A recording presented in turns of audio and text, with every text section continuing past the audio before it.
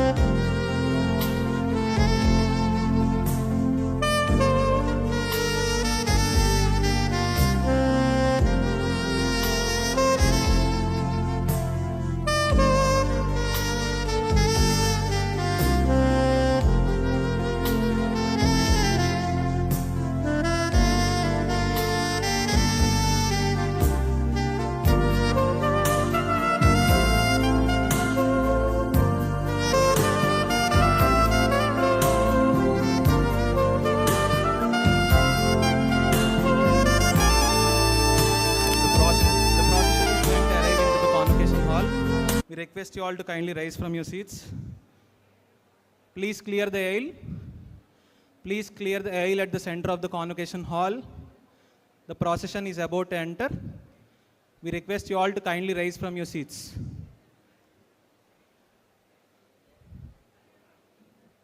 We request all the marshals to kindly guide your students to clear the aisle of the convocation hall. And please rise from your seats, everyone.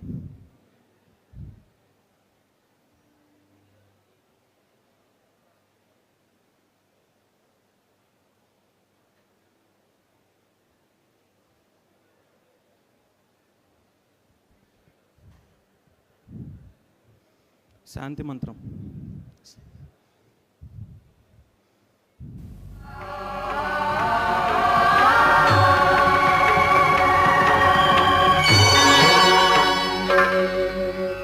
असतो मा सद्गमय तमसो मा ज्योतिर्गमय मृत्योर्मामृतं गमय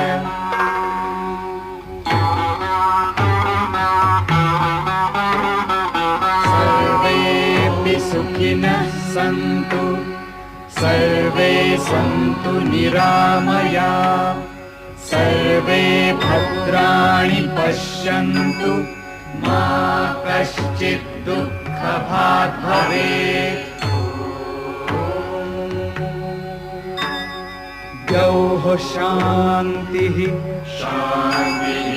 अन्तरिक्ष शान्तिः पृथिवी शान्तिः आपः शान्तिः ओषधयः शान्तिः वनस्पतयः शान्तिः विश्वे देवाः शान्तिः कामः शान्तिः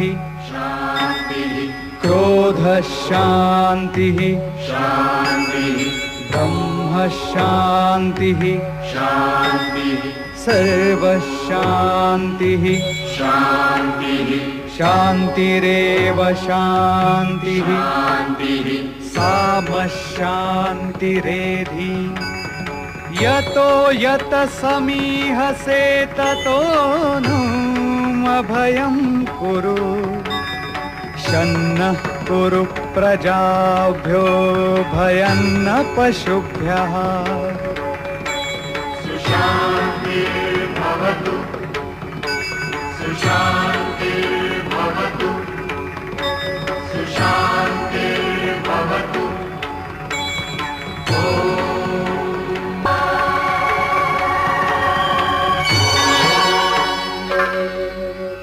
असतो मा सद्गमय तमसो मा ज्योतिर्गमय मृत्योर्मामृतं गमय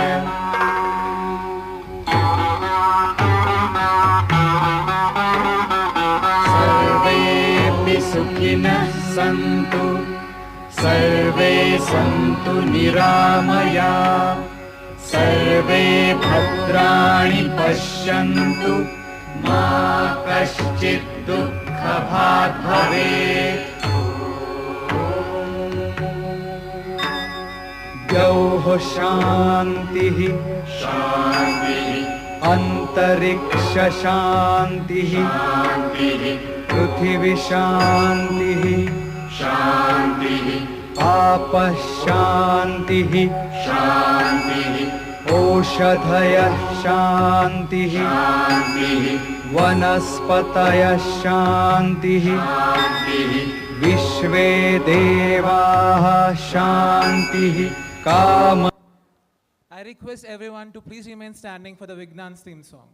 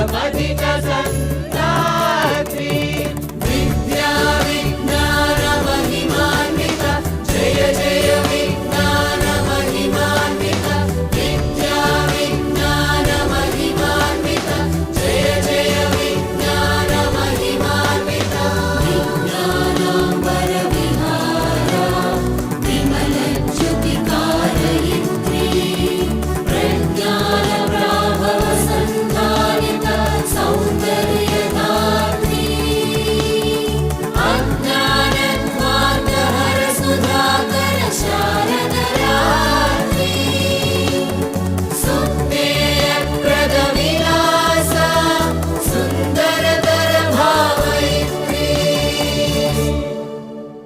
I request everyone to please be seated.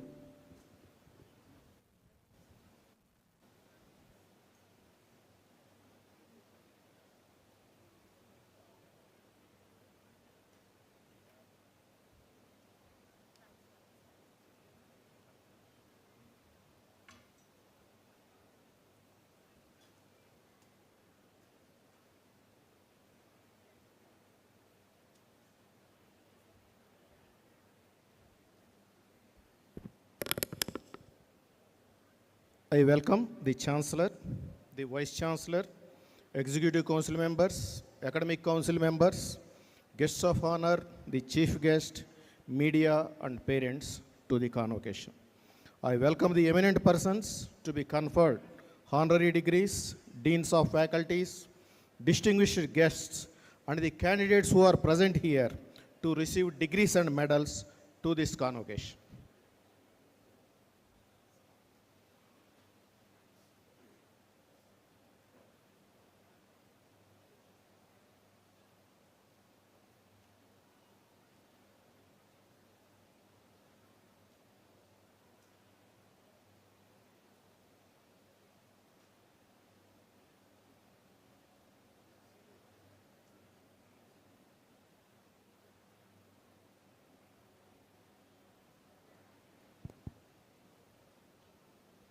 Hello. I request all of you to take your seats, please. I now declare the convocation open. I request the Honorable Vice Chancellor to address the convocation. Sir, please.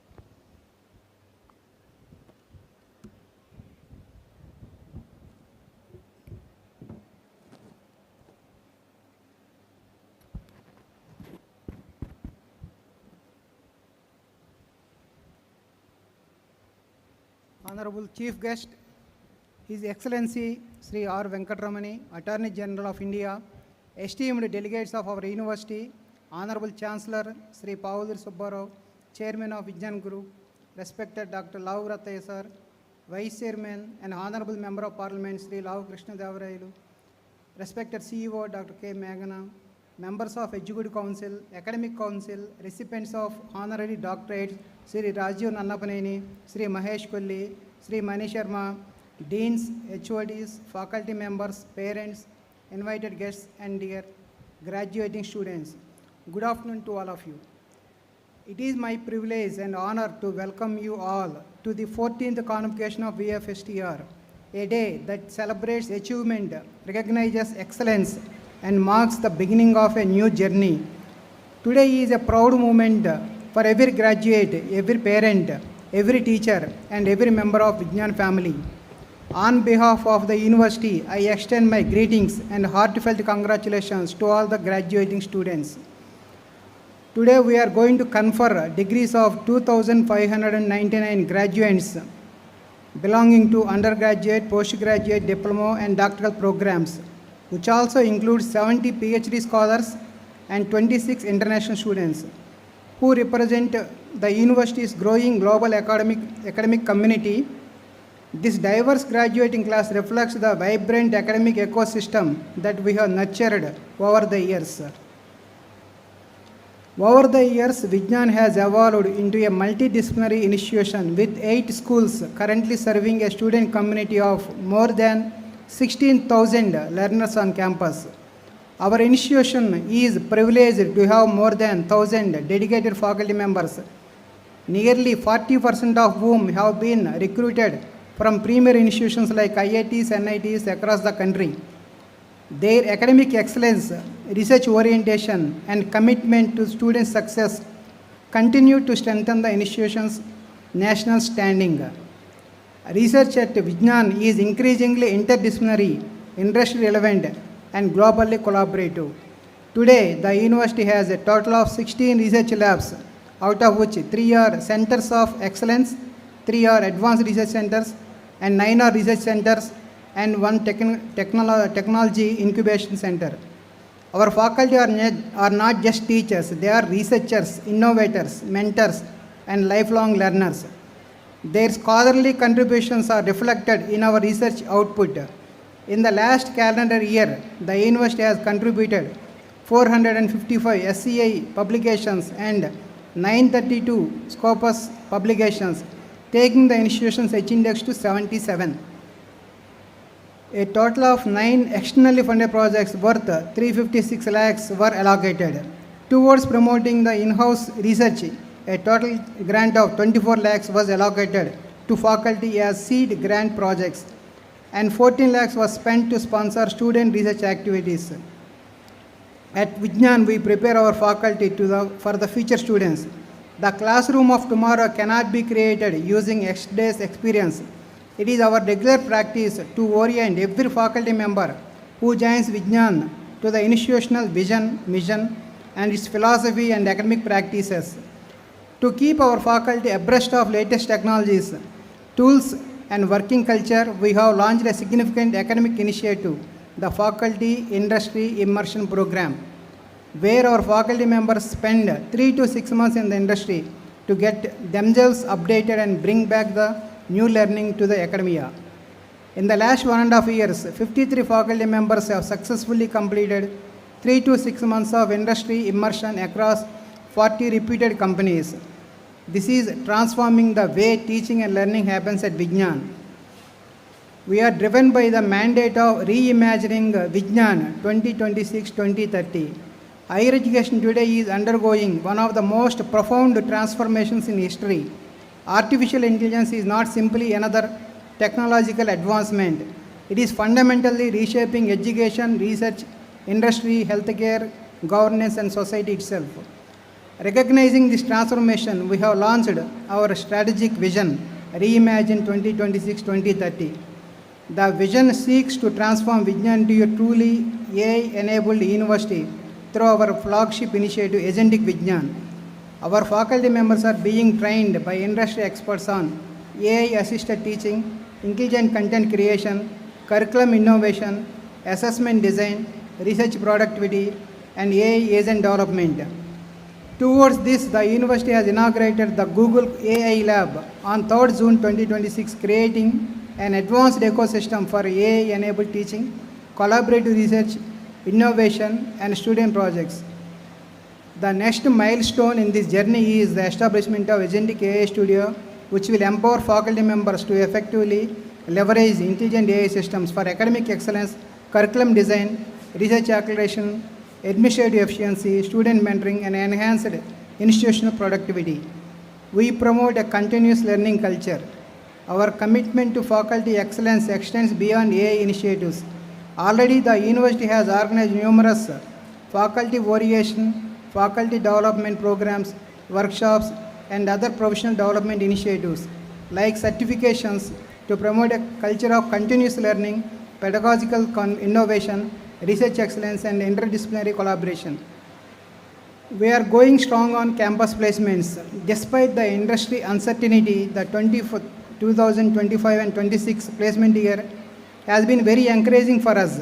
Hiring of students of engineering disciplines recorded an encouraging rate of nearly 85%, with the highest package reaching to 44 lakhs and an average package of around 5 lakhs. Software recruitment has become increasingly selective and competitive, while opportunities in core engineering continue to expand significantly. Equally encouraging has been remarkable performance of our core engineering disciplines, where placement rates exceeded 90%, reflecting a sustained industry demand across manufacturing, automotive, infrastructure, electronics, energy, and allied sectors. These outcomes demonstrate how the employment landscape is changing. Clearly, the future belongs to graduates who combine interdisciplinary competence, digital fluency, communication skills, creativity, adaptability, and ethical leadership. We foster innovation with entrepreneurship. Our university today moves beyond producing job seekers. It strives to nurture innovators, entrepreneurs, problem solvers, and creators of new knowledge. Today, convocation assumes special significance as we honor three remarkable personalities through the conferment of honorary doctorates. Their achievements in pharmaceutical innovation, renewable energy, and Indian music demonstrate how excellence, perseverance, and societal commitment can transform industry and inspire generations. Their journeys serve as a powerful examples for our graduate students that true success is measured not merely by professional accomplishment but by meaningful contribution to society. Dear graduates, the degree you receive today is not the conclusion of your education. It is beginning of lifelong learning.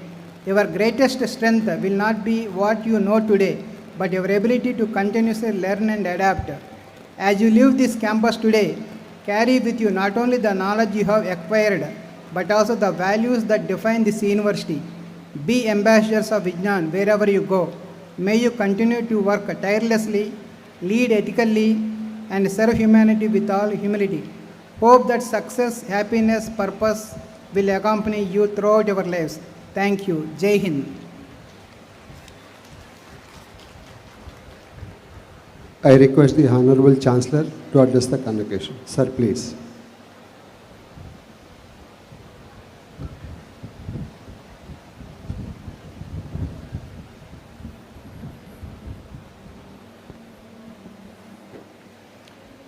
Honorable Chief Guest of this 14th Convocation, Attorney General of India, Sri R. Venkatraman Garu, esteemed guests of honor, Sri Rajiv Nalapaneni, CEO Natco Pharma,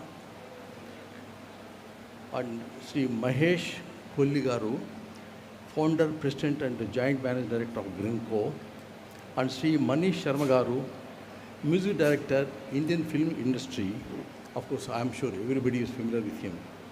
Honorable Chairman Lav Ratay Garu, Vice Chairman and members of the Parliament, Lav Krishnadevarayal Garu, CEO Dr. K. Meghana Garu, Vice Chancellor Dr. Krishna Kishore Garu, Registrar Garu, esteemed members of the Executive Council and Academic Council, deans, heads of the departments, faculty members, and proud parents, invited guests, and my dear graduate students. A warm and good morning to all of you, and namaskar to all of you. It gives me immense pleasure and pride to welcome you all to this convocation ceremony.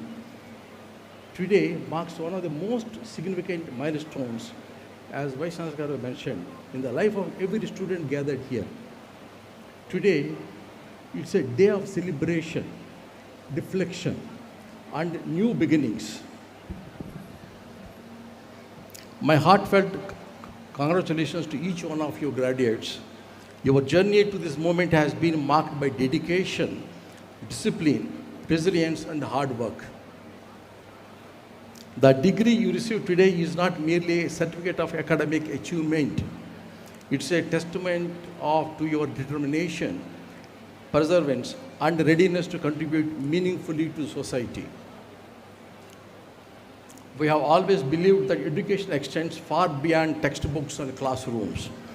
Swami Vivekananda said, in fact I always quote Swami Vivekananda every occasion, the education is the manifestation of the perfection already in man. Take one idea, make that one idea your life, think of it, dream of it, and make life on that idea. Let the brain, muscles, nerves, and every part of your body be full of that idea. And just leave every other idea alone. This is the way to success. This is what Abdul Kalam also mentioning about dream, dream, dream, always. Our mission has been to nurture not only skilled professionals, but also responsible citizens, ethical leaders, and compassionate human beings. This is the Vignan culture. I'm sure all of you are carrying that Vignan culture with you when you go for abroad or wherever you go for your professions. Throughout your years of in this campus, you have gained knowledge, developed critical thinking, embraced innovation, and built friendships that will remain with you for lifelong. Swami Vivekananda also said, all power is within you. Believe in that. Do not believe that you are weak. Stand up and express the divinity within you. Today, the word stands at the threshold of remarkable transformation. Swami Vivekananda again said, arise, awake, and stop not till the goal is reached. Be not afraid of, do not be afraid of anything. For all great power throughout the history of humanity has been within the people. People, that means you are the part of that. From out of their ranks have come up all the greatest genius of the world. You are that divinity within you. Unquote. Artificial intelligence, sustainable technologies, digital innovation, biotechnology, space exploration, you can define any number of things. The way that we live is completely changed with all these technologies. While these advancements present tremendous opportunities to all of you, they also place upon us a great responsibility to use knowledge wisely, ethically, and for the benefit of the humanity. That's most important. As graduates, I encourage you to embrace lifelong learning. The education you have received here is not the end of your learning. It is only just the beginning of your learning in that. So stay curious, remain adaptable, never hesitate to explore new ideas and challenges. I encourage you to become entrepreneurs to create opportunities, not only for yourself, but also to the society. Working with somebody is different, but working as an entrepreneur, the thinking you should cultivate in yourself on that. That not only gives you satisfaction to yourself, but also generates a lot of employment for others. That's the one way of serving the humanity. In fact, Bhartahari, the famous poet in Telugu, he mentioned about, he divided people into three categories. One category of people, they are member, Nichamanol. That means one category of people, they never start anything on that. But they are afraid of many things that are coming up ahead of that. So they are worried. They're afraid of that. So therefore, they don't start anything new. Arambempar Nichamanavalu. Why? There could be a lot of vignas for them. So that's why they don't start anything on that. There is another category of people. They will start Arambinchuru, Kani Parithinjuzuru. Until that means they start, but they leave it off halfway through, or the beginning itself on that. But whereas Dhirulu, the one who is going determined, he will continue the failures or the failures of that. They look the failures as successes and they'll continue with the determination. That's why they look at the prarabdham, whatever the destiny, they create their own destiny on that. This timeless verses reminds us that ordinary people hesitate to begin because they fear obstacles. You are all young people. As Swami Vivekananda said, you have the faith in yourself. So therefore, you continue to begin any obstacle, you will cross them very easily. Success is always measured not only by professional accomplishments, but also by the positive impact that we create to the lives of others. Whatever career path you choose, whether engineering, science or management, healthcare, entrepreneurship, whatever that you choose in that, but I take you that idea as something of the one which drives your destiny. Whatever career path you choose, whether engineering or whatever, you continue to hold that dream, continue to hold that idea, and you must conquer that. I take this opportunity to express my sincere appreciation to our dedicated faculty members and staff whose unwavering commitment taught you many new things during academics. To your parents, in fact, your parents worked very hard to educate you, to get you the degrees on this. So all parents and families, I extend my heartfelt gratitude to all of you for educating your children. Though you know that if you look at this something, going to be, what's going to be the benefit of this education, you never thought so, but you wanted your child to be educated. You are now educated, they're getting their degrees today. The entire effort goes to you as parents. Dear graduates, as you step into the next phase of your lives, remember that you carry with you not only the knowledge and skills which the institute has taught you, but also culture that this Vignan University has taught you, are carrying to the rest of the world. I am confident that each one of you will make us proud, Vignan as proud, and will serve as a worthy ambassadors of this great institution called Vignan. Vignan. When you convert into Vignan. My heartfelt congratulations once again to all the graduate students. I wish you every success in your future endeavors. Jai Hind. Thank you.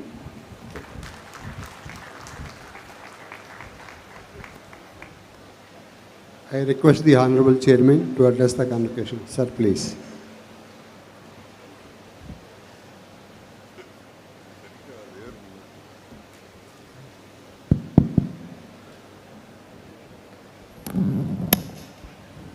Distinguished Chief Guest of the 14th Convocation of Vignan University, Honorable Attorney General of India, highest law officer of India, Shri R. Venkataramani Garu, and the esteemed guests of honor, Shri Rajiv Nannapaneni, who has registered the biggest growth during his period for NATCO.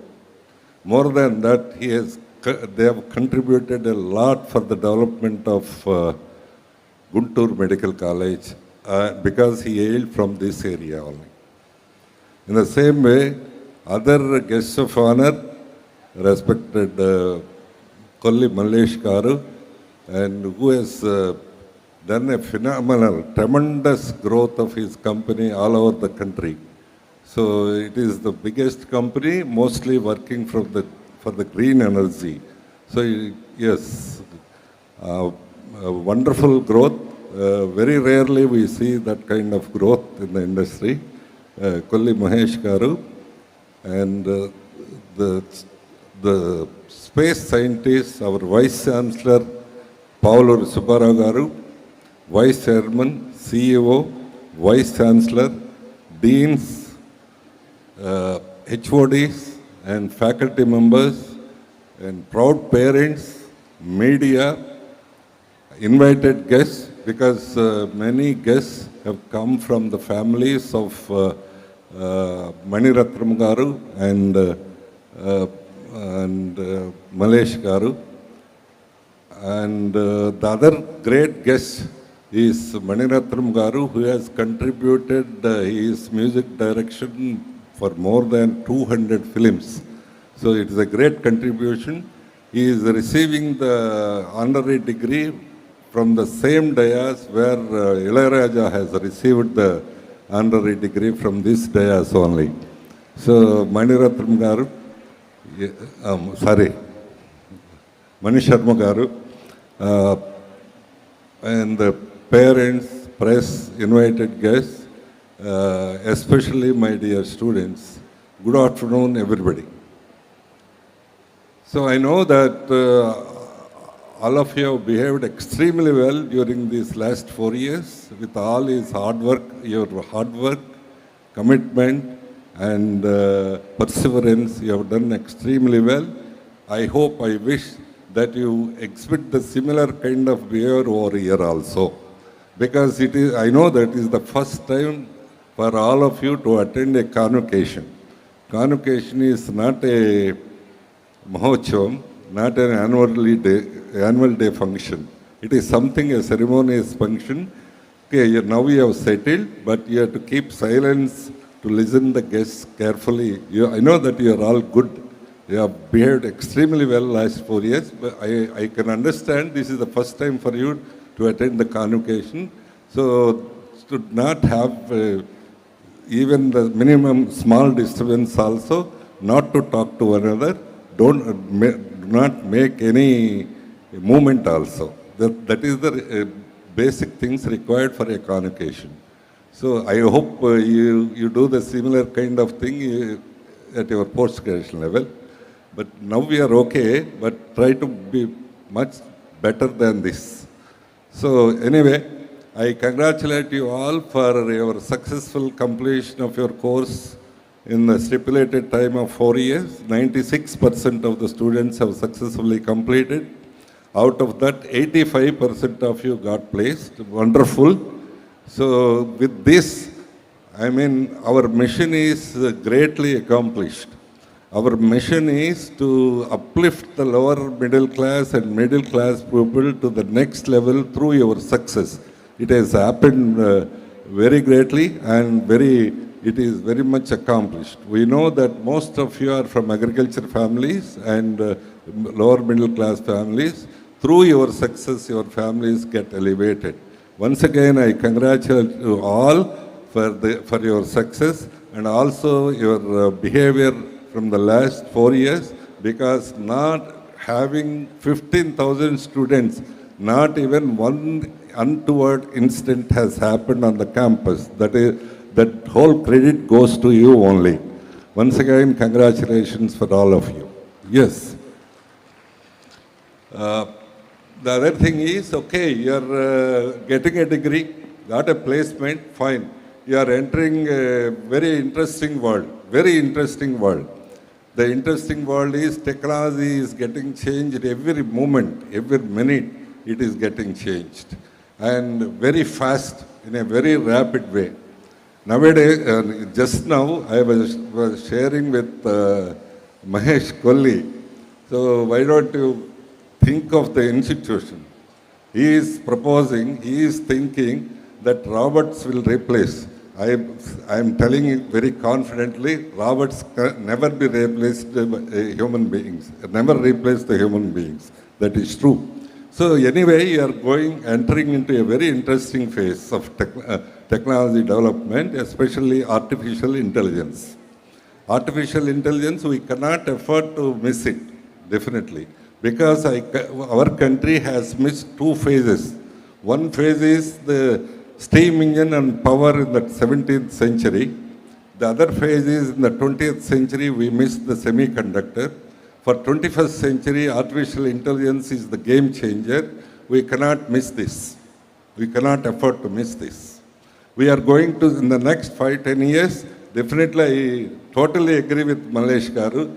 Definitely we are going to see AI drivers for minimize the accidents, AI doctors, very precise diagnosis, AI researchers, very fast outcomes of the research, AI assistants for the farmers, for the precision of precise farming, AI tutors to help the self-learning.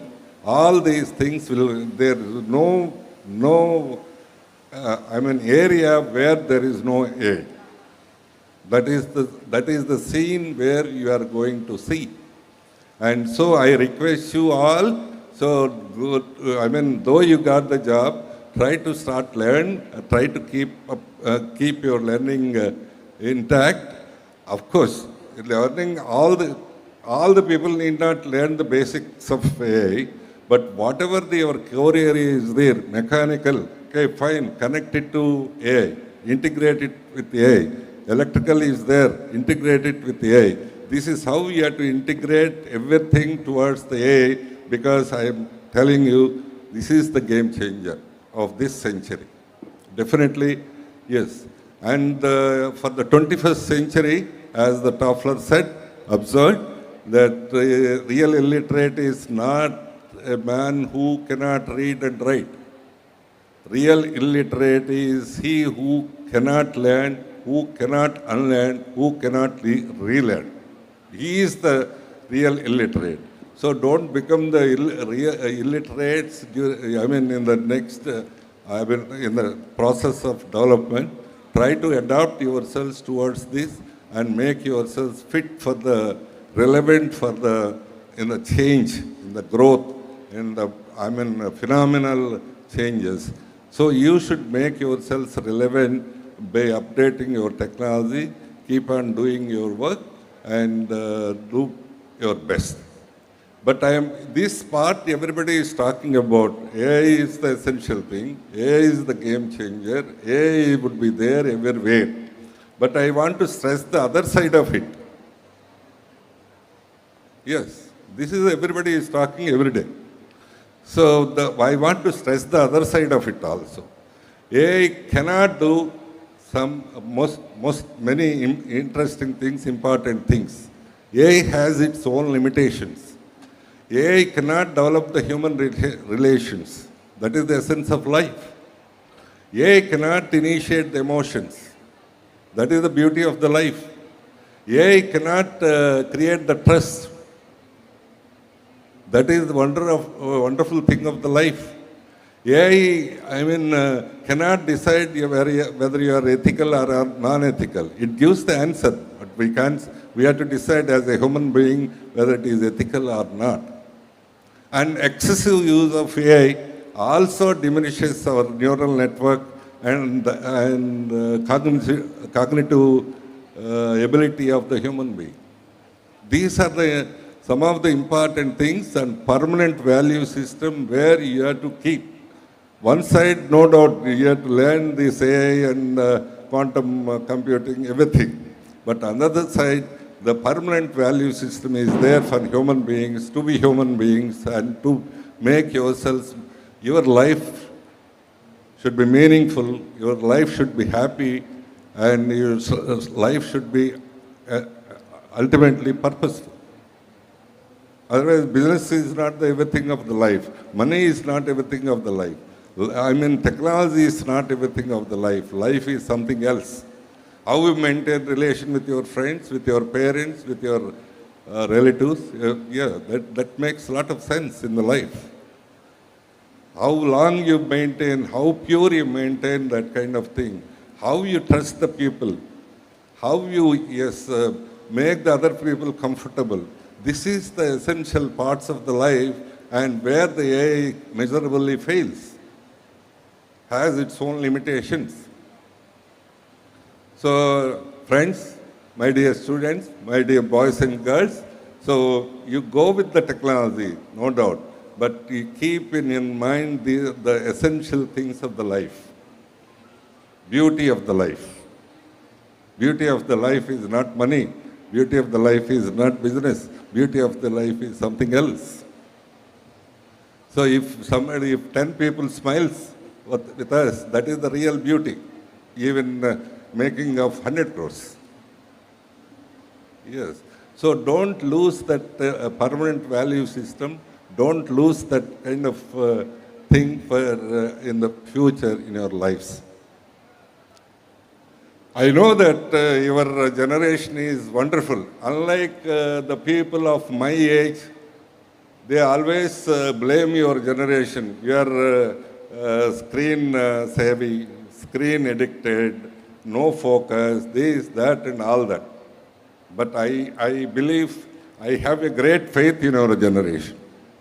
The difference is in our generation, our next generation also, people use it to believe just like that. But you are going to believe after verification, after analysis, after evidence. Yes, this is the beauty of your generation. There is a focus, what you are working, how you are working, what you want to reach, how you want to reach. There is a focus. I could see this every day, with every student. So this is very much proved in the recent agitations also. What the power you have, where you stand. You stand on the truth. You stand on the non-violence. You stand on the specific, asking the questions in a specific way. That is what recently agitations proved beyond doubt. Your generation is a wonderful generation. So I have a lot of faith in you. Try to maintain that. And if there are any weakness or lapses, try to correct yourselves. Yes, definitely you'll go very well. And on the other hand, so here on the dais, you have many role models. So Rajiv is a young man doing extremely well, and in the same way Mahesh Kolli is also fast growing business, and Manish Sharma garu is doing, I think some of you may feel we are engineers, how can we go to arts? Many writers are from engineering. Many directors are from engineering. I don't know the background of Manish Sharma garu. I think he must also be from science background. So nothing stops you. So you can imagine yourselves in their roles and make yourselves fit. Because, yes, you have seen the history. 19th century is the century for Europe. 20th century is the century for US. And 21st century is the century for Asia. And in Asia, India cannot be ignored. Of course, China, Japan, Korea is there already. They are growing. But at the same time, India cannot be ignored. So you are the part of that growth. You are the part of this development.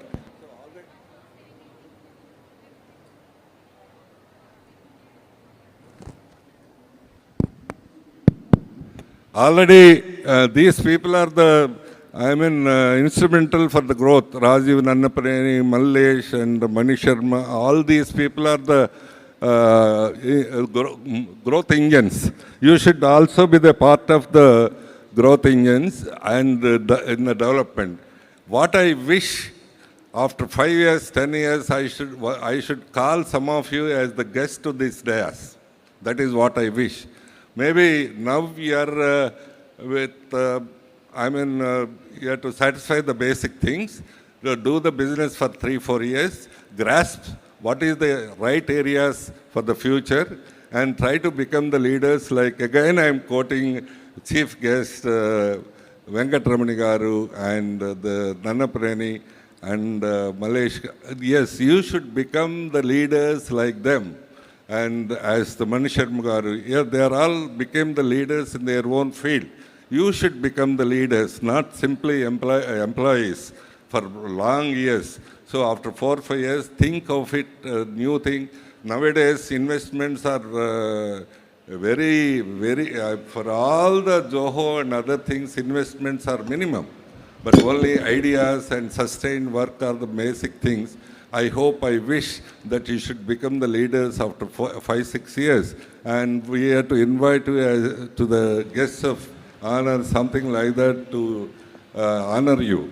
So I wish you all the best, and don't, when you are talking to the AI with the machine, don't forget the relations with your parents, with your friends, with your relatives, with your mentors. So that is the most important thing. I hope, I wish that you are going to settle very well, and after some time you will become the great leaders. Wish you all the best. Good luck to everybody. Thank you. Thank you very much.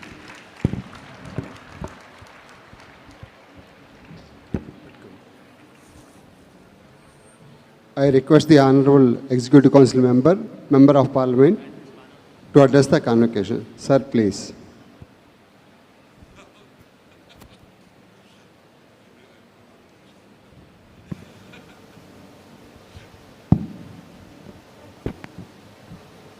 A warm welcome to our chief guest of the day, A.R. Venkatramani garu, Honorable Attorney General of India. Thank you, sir. Thank you for being here, taking your time off. I know how busy you are, and after the summer break, I know how many cases you have to prepare, but still you've taken your time off and come here. Thank you very much. And our guest of honor, and Rajiv garu, from Natco Pharma. Another guest of honor, K. Mahesh garu, founder Greenco. Manish Sharma garu, music director.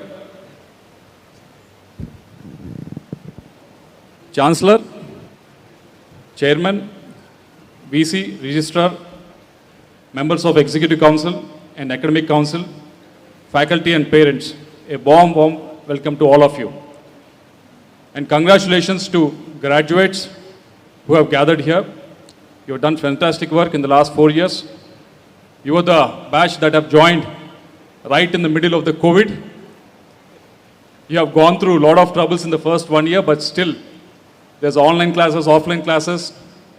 There are a lot of troubles that you have to go through, but still you have come out with flying colors. Within 4 years, you have finished your degree. So congratulations to all of you. When I see this gathering, I see dreams, I see sacrifices, I see commitment. Dreams of the student, sacrifices of the parents. Because we have done the study, more than 70% of the students who have gathered here, more than 70% of the students who are graduating today, they are the first time graduates in their family. So I think you should congratulate yourself, you should congratulate your friends also who is sitting next to you. That's a great achievement. And the commitment from the faculty. Faculty, I don't say the faculty only from here.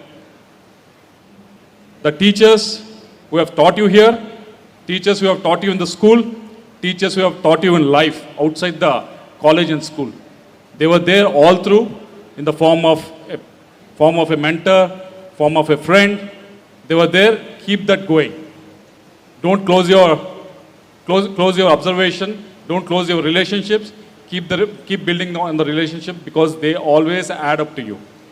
And also, when I was asked to speak on this convocation, I was scratching my head. I was thinking what I should be speaking on. If I have to speak on AI or renewable energy, Mahesh Garu will speak better than me. If I have to speak on law, our chief guest will speak better than me. You have to speak about defense or space, Chancellor Garu will speak. And if I have to speak on pharma, and Rajiv Garu will speak better than me. So if I have to speak about arts, again, Manish Sharma Garu will speak better than me. So I was thinking, I was scratching my head literally, what I should be speaking to you. And whoever spoke before me, they all spoke all about it. But when I was thinking of it, one thing that came to my mind, because it's happening right next to my house when I was preparing for the speech in Delhi. Right next to my house, literally stones throws away. So I thought, this is something that is very relatable. What was happening was there was agitation that was happening in Delhi, on the streets of Delhi. And they were just like, they were your age, or little younger than you, or little older than you. They were there on an issue that started as a joke, as a meme. Literally as a joke, as a meme it has started. But the way that youth has mobilized on a single issue, not just in Delhi, but across the country in the following days, is something that is amazing to see. And the way they've done it, the way they were creative, the way they were presenting their points, it was so amazing to see. So when I inquired further, because it was happening right next to my house there, so the youth were coming and walking on the streets here and there, so I was asking them, inquiring them, what is the issue? But when I inquired, what I have observed was, it was not just about one exam or the paper leak in that exam that they are actually talking about or agitating about. And I think what they were agitating about was also of relevance to you. What they were agitating. But when I inquired further and further, what I understood was they were very uncertain about the times to come. They were not sure about their own relevance in the days to come. It's very scary to listen to that. When the country is growing at tremendous speed, when our economy is going at tremendous speed, and everything you want is available anywhere, why are they feeling so feeling that they will be irrelevant in the days to come? Why they are feeling that they are uncertain about the futures to come? That is something that I am not able to comprehend. Then I dig deeper, and the numbers are saying the true story. When I asked about why you were uncertain, they were saying, yes, our employment among Indian graduates have risen by 53%. Even here, the students who are sitting here, 80% of you have been placed in some company or the other. Whether you work there or you go for higher studies is a different thing. but 80% of the students who are sitting here have been placed, or more than that has been placed. But when I saw in the news and social media in the last few days, one incident really struck me. What they said about uncertainty, how it is relatable. That one incident that really struck me was, just like this convocation, HCL was having a meeting with the employees. HCL CEO was having a meeting with his employees. Employees were working for last 10 years, 15 years and everything. The video was that employees were asking for the pay rise. I don't know how many of you have seen. I think the first benches people might not see, but the students might have seen, definitely caught your eye. Because that is the situation that you are also going to face in the days to come. Because the problem is, if you've seen the industries the companies that you employed in, either TCS, Infosys or Wipro, if you go Google it, as Chairman has just mentioned, you are very much finding out whether this is true or not. So just Google it and find out. What is the average raise of their salary in the last 15 years? It won't be more than 5 to 8%. It's only 5 to 8%. It's not even covering the inflation rate that is happening in this country. So that is why they are uncertain. They might not able to say it, figure it and tell it directly, but you will also face that. You'll go, you start working. When you start working, the main issue with you, main thing that comes into your mind is how I can make sure when you came here into the university, when you're graduating, the main thing that is there in your head was how I can make sure that my parents, my family can get a better life.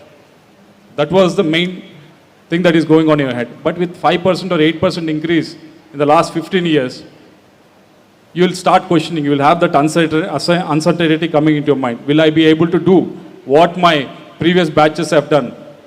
Will I be able to do better than what previous batches have done? That is a question that will come to your mind. So when that comes to your mind, there's one more guest there's a guest on our dais, Mr. Raju Garu. Think of him, think of what he has done in NATCO.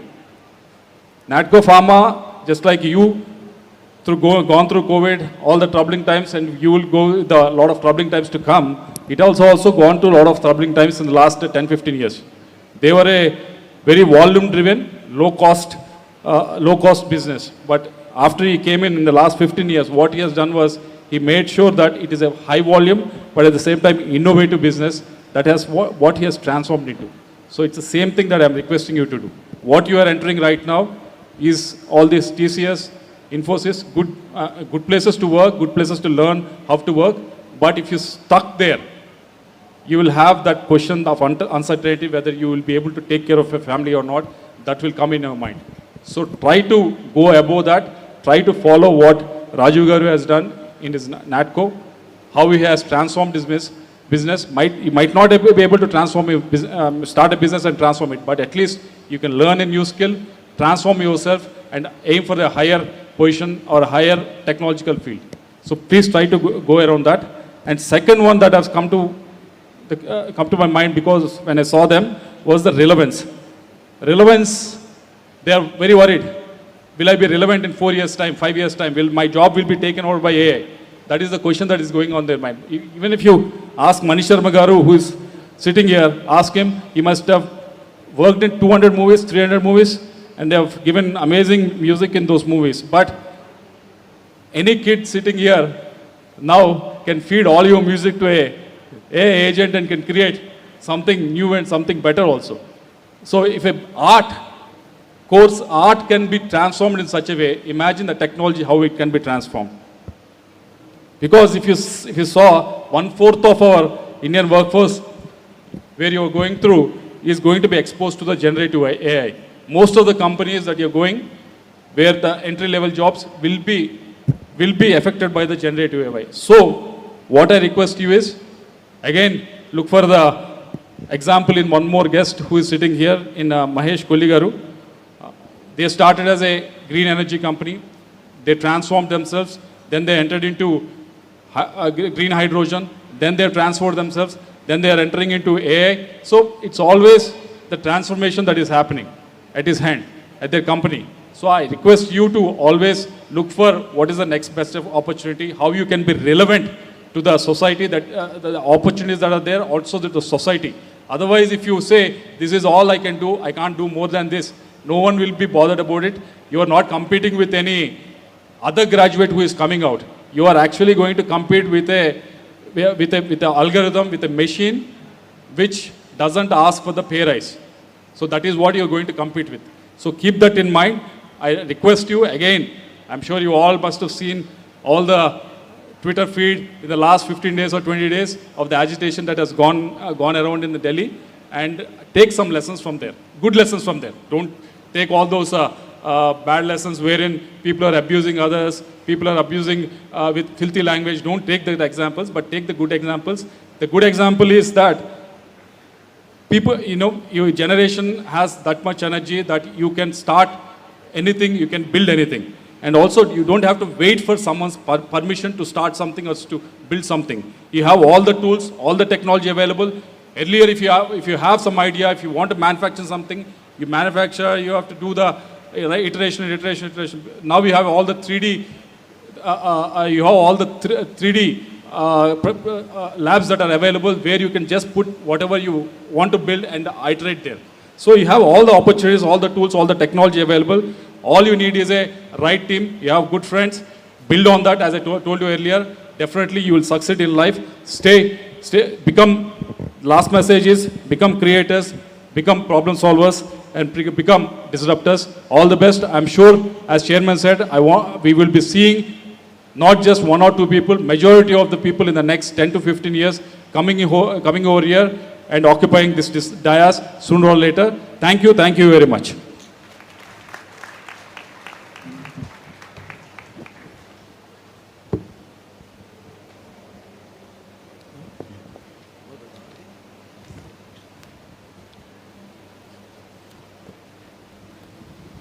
Now most of the speeches are over.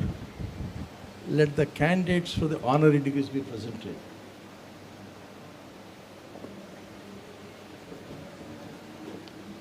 Sir, Dean Promotions and Collaborations.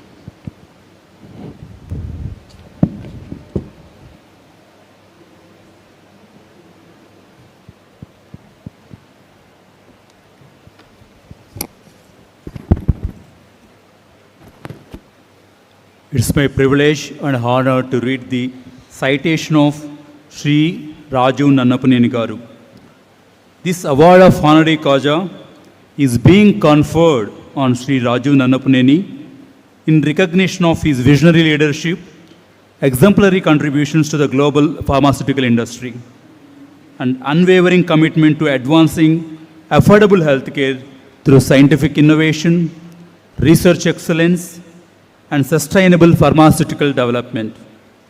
After securing a Bachelor of Arts degree in Quantitative Economics and History from Tufts University, Massachusetts, USA, in the year 1999, Sri Raju Nannapaneni began his professional career with Natco Systems USA in New Jersey before joining Natco Pharma Limited in India.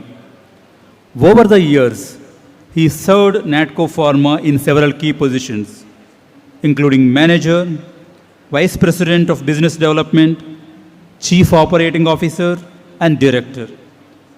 In the June 2012, he assumed office as Vice Chairman and Chief Executive Officer of Natco Pharma Limited. Under his dynamic leadership, Natco Pharma strengthened its position in domestic and international pharmaceutical markets. Through strategic financial and business initiatives, he played a pivotal role in transforming the organization into a net cash company.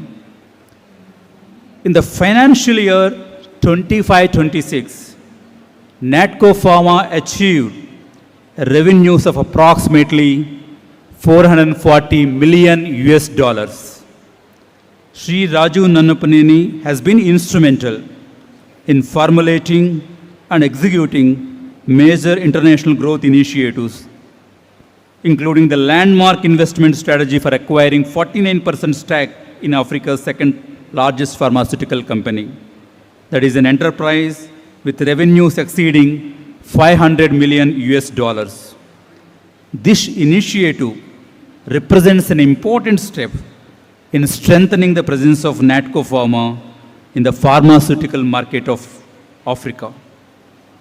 He has led research, development, regulatory and commercialization efforts for several significant paragraphic opportunities, which includes generic versions of Copaxone, Tamiflu, Doxil, and Revlimid.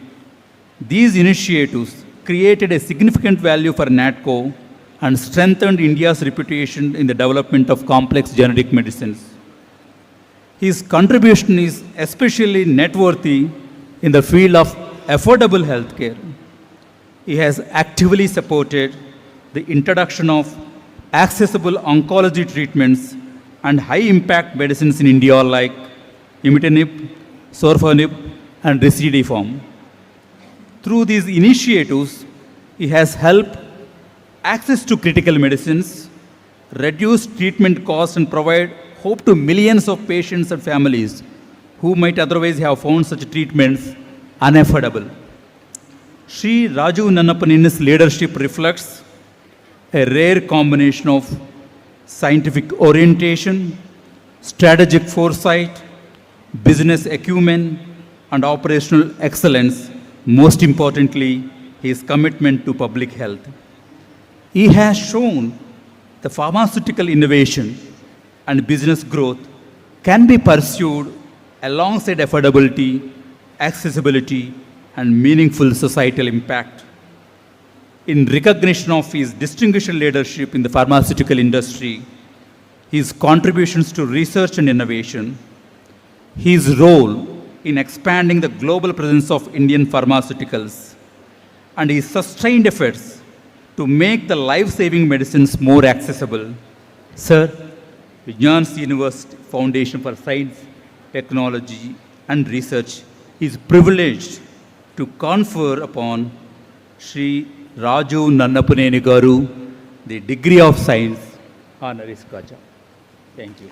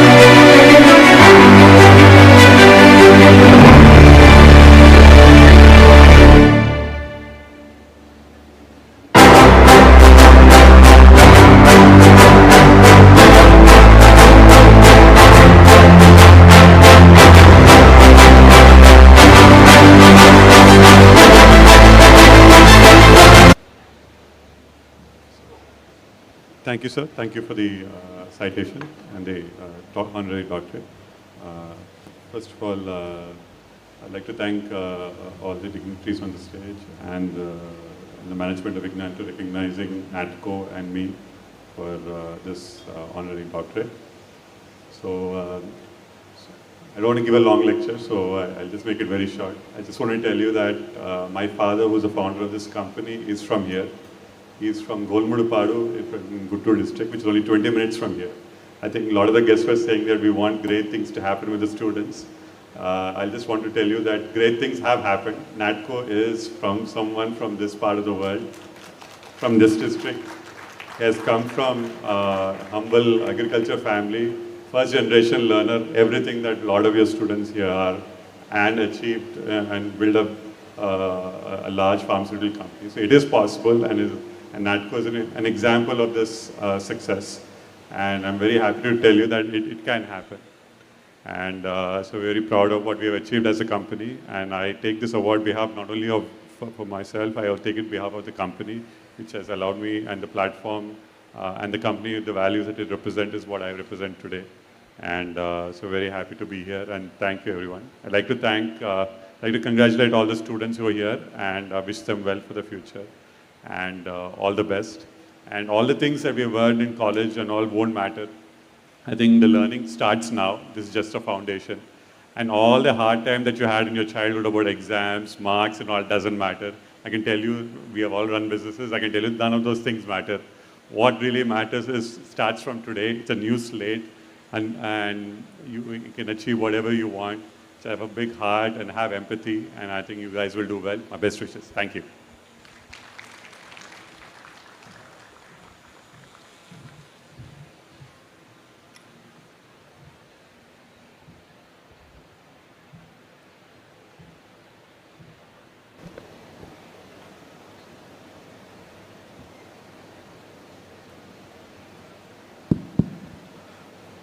Doctor of Science Honoris Causa, citation to Sri Mahesh Kolli Garu.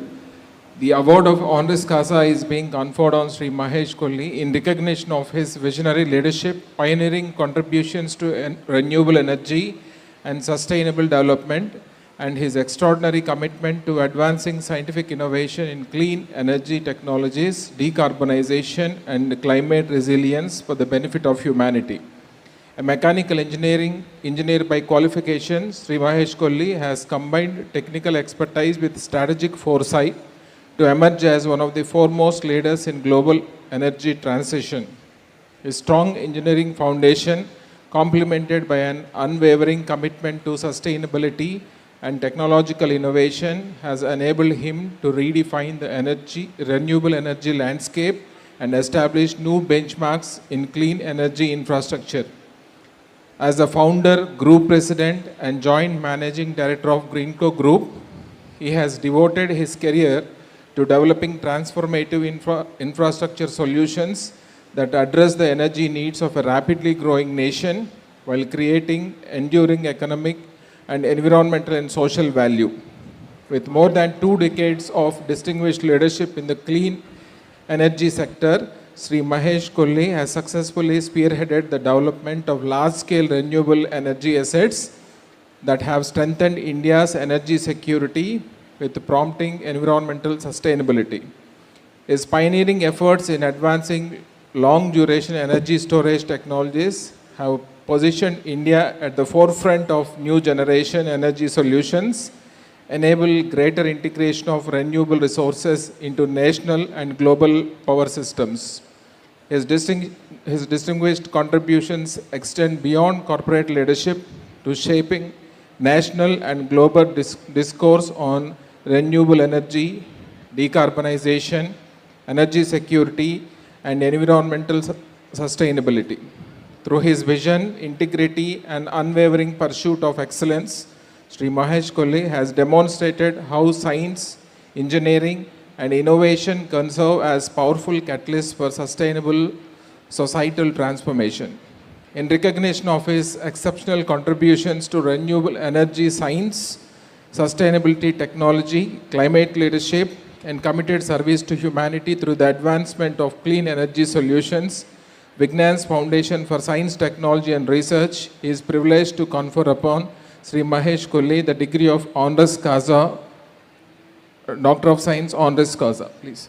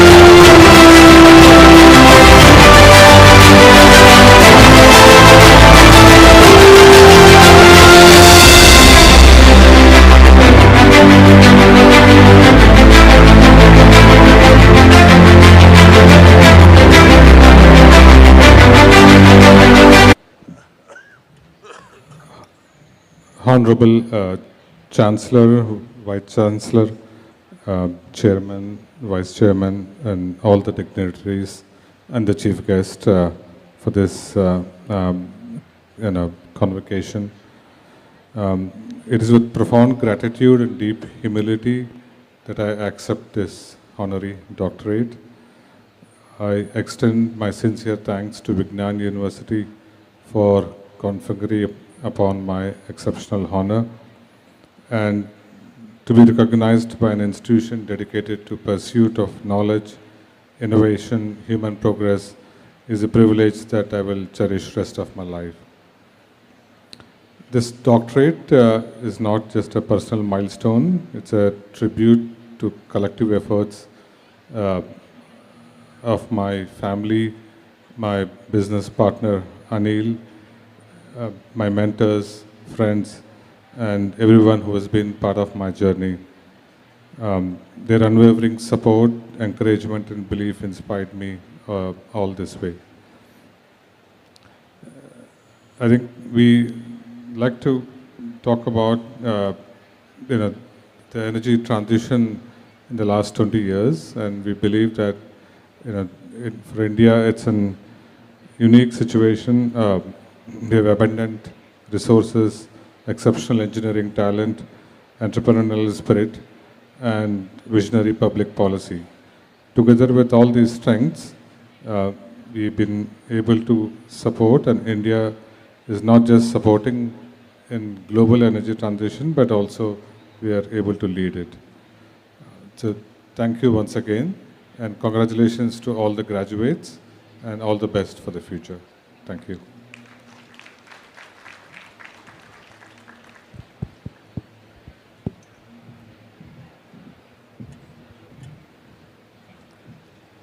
Citation of Sri Mani Sharma Garu.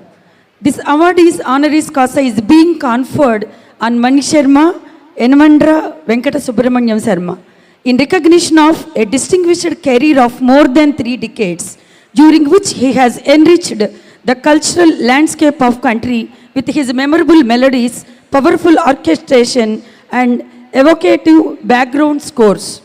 Born into a musical inclined family, Sri Mani Sharma was exposed to the richness of Indian music from an early age. His father, Sri Y.N. Sharma, was a violinist and skilled exponent of traditional Carnatic music. Nurtured in this formative environment, he was able to develop a deep appreciation for melody and rhythm right from an early age. Starting his career in 1982 as a keyboard player on stage, Sri Mani Sharma has performed more than 250 shows across the world and collaborated with renowned contemporaries like S.P. Balasubramanyam in the music industry. He is particularly renowned for his mastery of background scoring. He has demonstrated that film music is not confined to songs alone, but has its own narrative language capable of deepening emotion, deepening a character towards strengthening the dramatic impact of cinema. Over the years, he has emerged as an independent composer in contemporary Telugu film music. Films such as Preminchukundamra, Chudalani Undi, and Samarsimha Reddy established him as a composer capable of combining melodic richness with the scale and energy demanded by mainstream cinema. Winner of prestigious accolades like Nandi and Filmfare Awards, Sri Mani Sharma is admired by thousands of fans who refer to him as Swara Brahma and Melody Brahma. He has worked with more than 50 music directors, predominantly in Telugu cinema, while also making significant contributions to Tamil, Kannada, and Hindi films. His corpus of work encompasses more than 230 films and reflects great versatility across classical, folk, romantic, devotional, and contemporary musical traditions. Through his creative genius, Sri Mani Sharma has strengthened the identity of Telugu cinema, expanded the expressive language of film music, and carried the richness of Indian melody to audience across linguistic and geographical boundaries. His career is an inspiring testament to his resilience and artistic commitment. Across changing musical trends and audience preferences, he has continued to create, experiment, and widen the scope of his art. He represents the finest traditions of artist as creator, collaborator, mentor, and custodian of cultural memory. In recognition of his outstanding contribution to Indian musical and cinema, his mastery of melody, orchestration, and background scoring, his influence upon generations of artists and audiences, and his distinguished service to the cultural and creative life of nation, Vignan's Foundation for Science, Technology, and Research is privileged to confer upon Sri Mani Sharma the degree of Doctor of Letters, honoris causa. Thank you.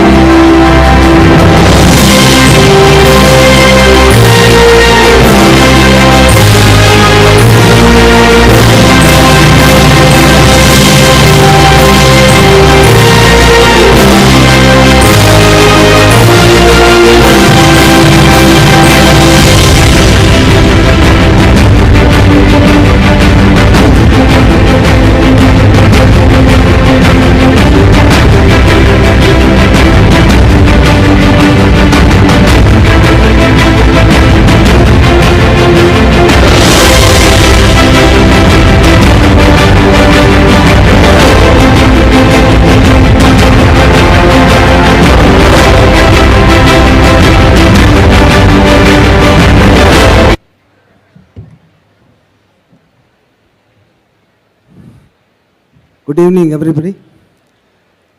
And namaskarams to all on stage. I'm so happy to be here in this wonderful university, Vignan University. Along with great people, achieved so much. And I am blessed to be born as a musician. I thank God for that. Then I thank my parents for this lovely life, and I thank my family for the wonderful support. Then I thank my fans, always encouraging me. And finally, I thank this wonderful university, Vignan University and Rattai Garu, for encouraging me to continue doing wonderful music here.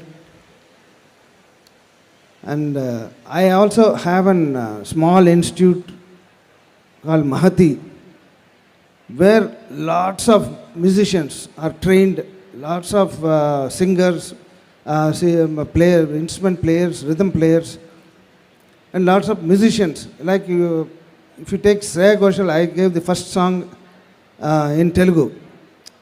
Like a lot of music directors work for me, has become great music directors. So I also have a small university like that. So I congratulate all the winners, and I wish all the best for the students. God bless.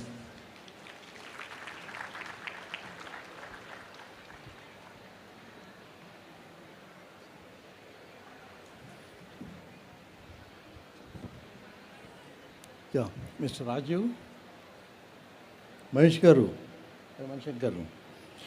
By virtue of the authority vested in me as Chancellor of Vignan Foundation for Science, Technology and Research, deemed to be university, I confer upon you the honorary degree of this university, and in token thereof, you have been presented with a diploma, and I authorize you to wear the robes ordained as per the insignia of your degree.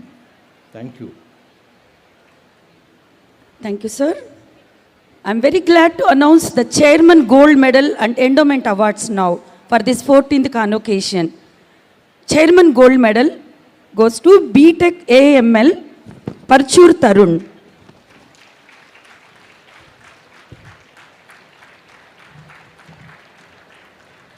I request all the dignitaries to bless this boy.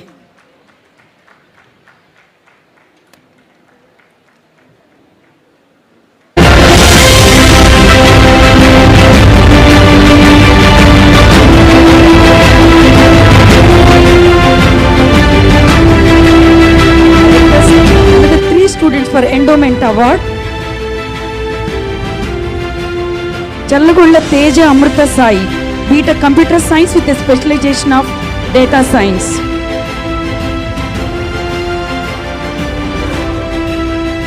Next, I would like to invite Bhavyasri Muppalla, BTech Computer Science and Engineering with an Endowment Award.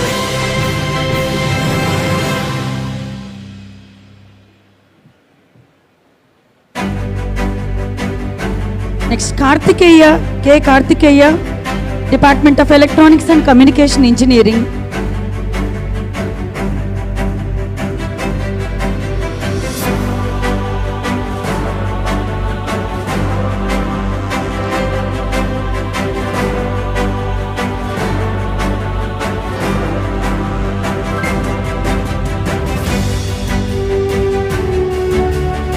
Sharda Madam.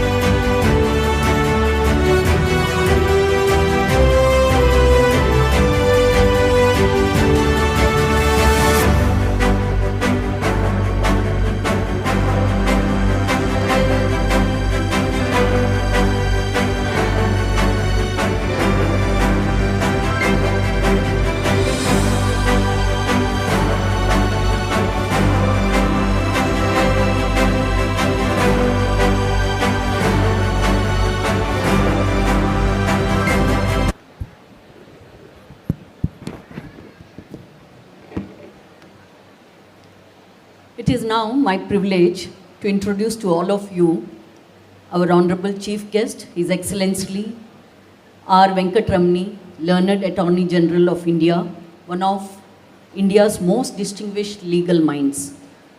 With more than 48 years of practice before the Supreme Court of India and several high courts, Sri Venkatramani has built an extraordinary career across constitutional law, arbitration, corporate securities law, environmental law, education law, human rights law, criminal law, consumer law, taxation law, land laws and service law. He started his career as an advocate in July 1977 with the Bar Council of Tamil Nadu and was designated as a senior advocate by the Supreme Court of India in 1997. He served as a member of the Law Commission of India in 2010 and again in 2013 and later assumed office as the Attorney General of India on 1st October 2022.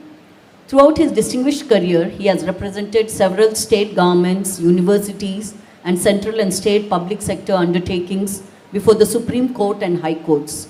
He was a member of the Subcommittee on Directive Principles of State Policy, constituted by the Commission to review the working of the Constitution, chaired by Justice M.N. Venkatchalaya.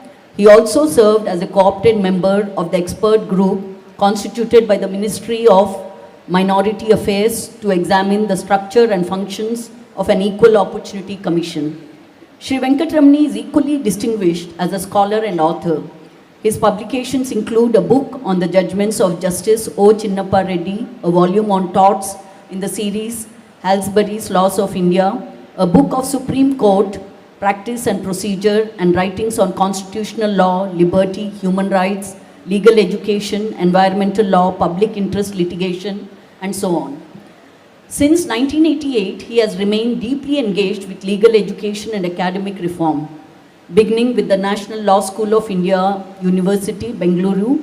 He has contributed to several law schools and universities. He has served on the Academic Council of Vishwabharati, the Board of Studies of the School of Law at Bennett University, and as an adjunct jurist faculty at institutions including HNLU and Jindal Global University.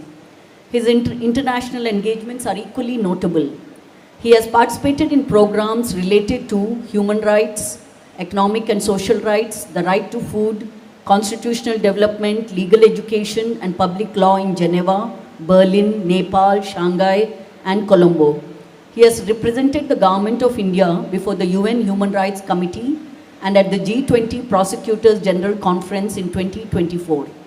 Known for his impartiality and commitment to fairness and the rule of law, he has been appointed amicus curiae in several matters of public importance before the Supreme Court and continues to serve as court receiver for the stalled projects of the Amrapali Group. His scholarship and service have earned him honorary doctorates from Maharaja's Surajmal Bridge University and Iqfa University, Rajasthan, as well as Lifetime Achievement Awards at the Indian Legal Awards in 2023 and 24. Amidst these immense responsibilities, Sri Venkatramani also finds time for poetry and has published a volume of poems titled Roses Without Thorns.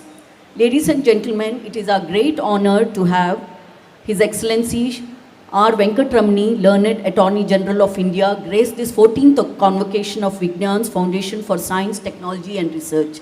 Thank you. I request the Honorable Chief Guest to address the convocation. Sir, please.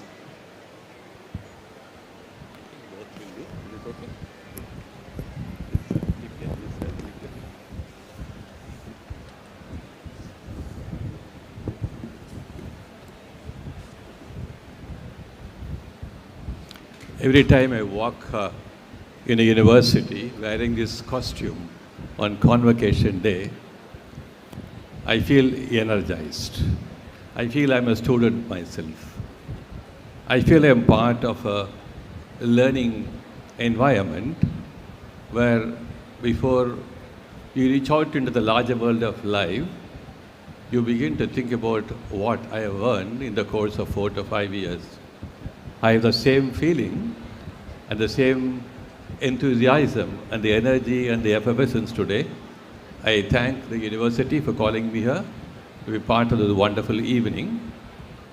And before I reflect on what I need to say today, let me greet the chairman, Dr. Lavuradaya, Chancellor Dr. Pavali Subbarao, the vice chairman, and Sri Krishna Devarailu, the chief executive officer, with whom I met in the course of my lunch today, and vice chancellor, registrar, executive council members, and the 3 achievers of today, before whom I stand like a small squirrel, Dr. Rajiv, Dr. Kohli Mahesh, and Dr. Mani Sharma. And good evening to all of you, proud parents, students, and all of those assembled here today.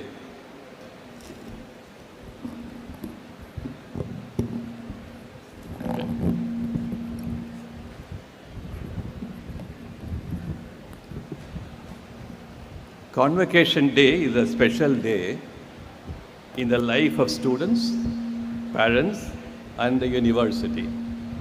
It's more than a day of parting. It is a Thanksgiving Day of special sorts, when tiny birds leave the comfort zone of their nest and wish to be in the larger world. See how they learn to flap their little wings and begin to fly with all the joy of flying. You have been given wings to fly and fly in the big world of competition, values making, wealth creation, and making of a peaceful social order. The investment made by the university in your mental and other enrichment are invaluable. It is not your efforts alone that has made you what you are today. The confluence of inputs and contributions are now your special inheritance. How will you handle them?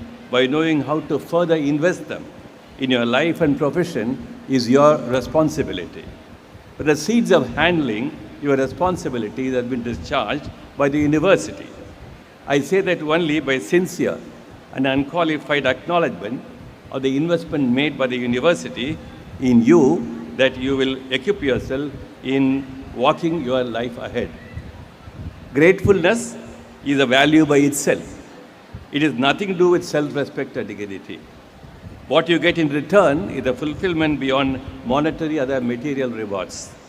Let me greet all of you walking into the next stage of your life with these profound feelings and wish this day be ever etched in your memory. I also wish to congratulate all the proud parents who are gathered here today to celebrate your ward's march into the professional world with the natural excitement it deserves. What is life? Asked Edwin Schrödinger, the German physicist. His book on this title, though about biology and genes and the interconnection between physics and the life formation, was also about mind and matter and science and religion. Brihadanayaka Upanishad records the debate between the famous women philosopher Gagi Vasaknavi and Yajnavalkya, and Gargi asked some of the most important questions about reality and life and the limits of our knowledge. These questions are of perennial significance. Why should we engage ourselves in the pursuit of knowledge, and knowledge of what? And of what all? Is it a pursuit of making our lives better and good? Is it a pursuit for knowing about how and why of the world? Or what use to us to know what is the universe made of, about fundamental particles, atomic motion, or whether there is life in Mars or not, or what is the speed of light, etc.? Even when we can boast of the vast fabric of knowledge, we are gathered about many things around us, we still wonder whether we have reached the ends or terminal points of our knowledge. In 1931, the mathematician Kurt Gödel demonstrated that within any given branch of mathematics, there would always be some propositions that cannot be proven either true or false by using that branch of mathematics. He wished to urge that all logical systems of any complexity are by definition incomplete. So he thought that there cannot be any ultimate truth machine. It has some significance. We are talking about artificial intelligence. These are big questions, but these and kindred questions are the stuff of all learning. And you come and leave place of learning, such as universities, for becoming a different person than when you left schools. It would be in the fitness of things. Therefore, I thought on the occasion of the convocation that I may speak about the pursuit of truth, knowledge and justice as a stuff of life, a worthy life. The search for truth and pursuit of knowledge is as old as the sun. Search for truth from mere survival aspect became a special human drive engine. Knowledge and truth are twins. The former leads to the later, while the later begets the former. Individuals and the society need knowledge and truth about many things of relevance. But that history shows that we disagree on what is truth and knowledge can be contested. Human whim is not the same as scientific thought. Within the domain and the engagements of science, there are disagreements, and as someone said, I quote, "The weirdness of the scientific method is an intellectual spectacle in itself." I quote. In science, we may notice that collection of facts is the core activity. Facts are then processed as evidence. But no evidence speaks for itself. We engage in interpreting evidence. Scientists are free to think almost anything they like about the connection between evidence and the theory they may wish to propound. Between Newton and Einstein, the difference was not merely more facts having been gathered, but the way facts were interpreted. How science works is not a matter merely confined to the realm of science. It pervades our entire social engagement. Public policies by governments are also made on the basis of facts and evidence interpretation. Business plans depend upon facts and involvement of some economic doctrines or principles, say demand and supply. Setting up an educational institution calls for planning of a special nature, but is built on assessments and expectations. Even public agitations, if desirous of serious success, must relate to facts and evidence. Everywhere we enter into the issue of interpretation. The problem, however, is that interpretation is not free from some element of whim or bias.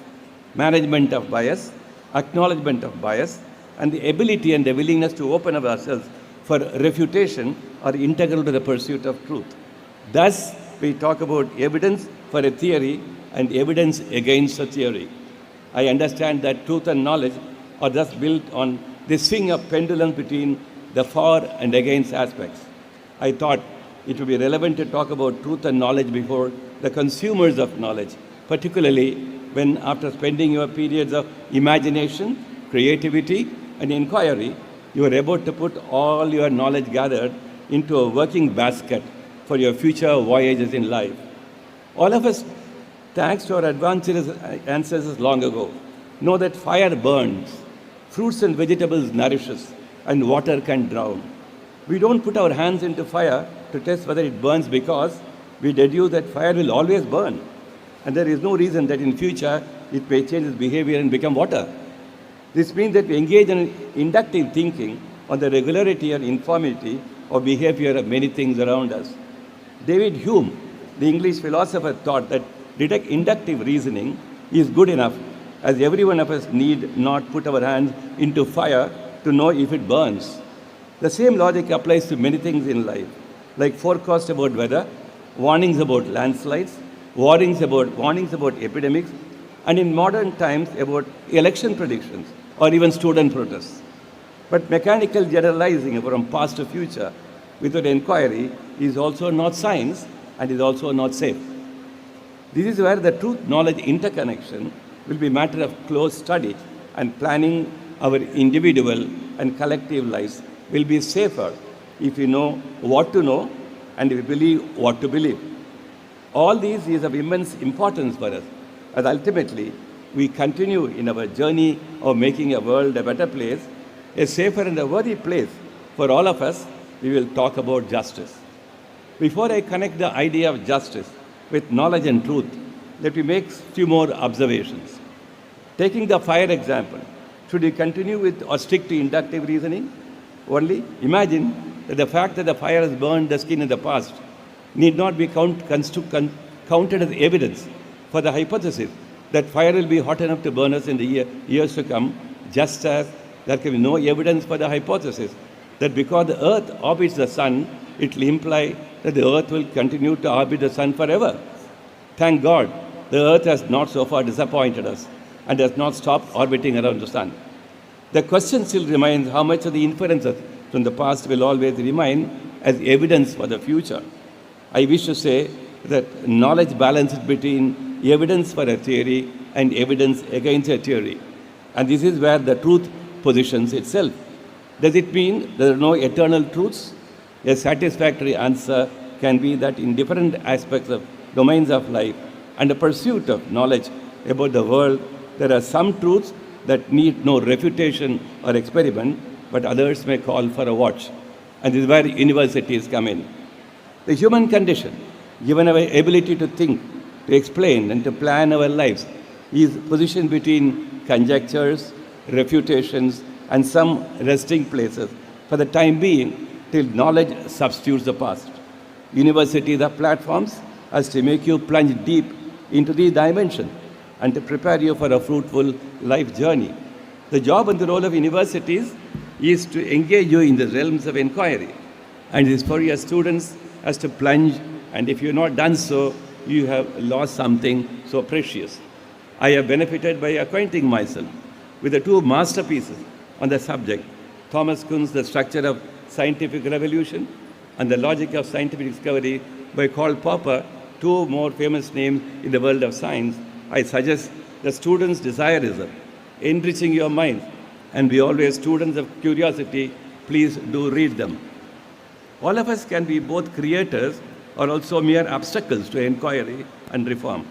Article 51A of the Constitution demands from every citizen many things among the following: to cherish and follow the noble ideas which inspired our national struggle for freedom, to promote harmony and the spirit of common brotherhood among the people of India, to prepare and to value and preserve the rich heritage of a composite culture, to develop scientific temper humanism, and the spirit of inquiry and reform. These are not mere constructional demands. They are societal calls or enhancement of excellence and pathways to a dynamic social order, which was contemplated by Rabindranath Tagore in verse 35 of Gitanjali.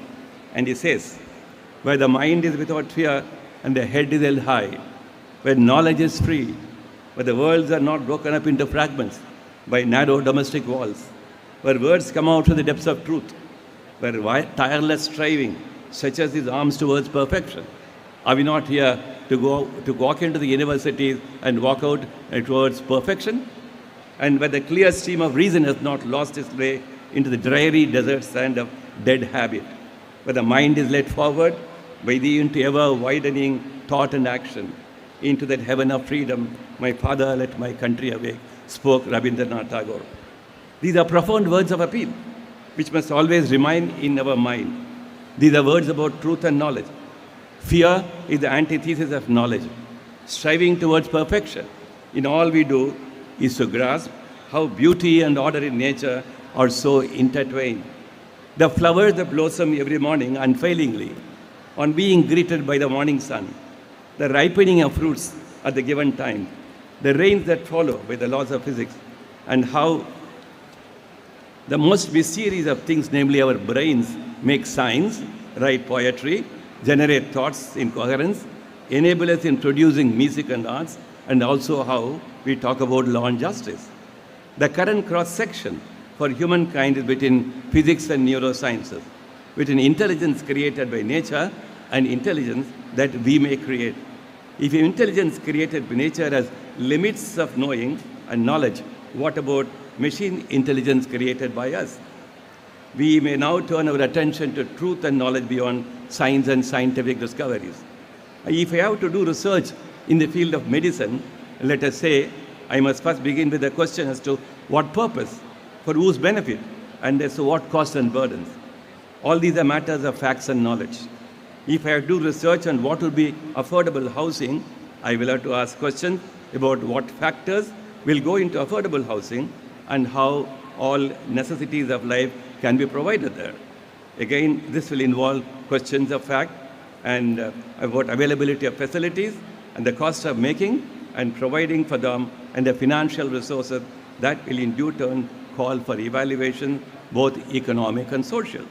If I have to do research on providing affordable health facilities, I have to know the range of facilities that can be extended as necessary and those that are secondary.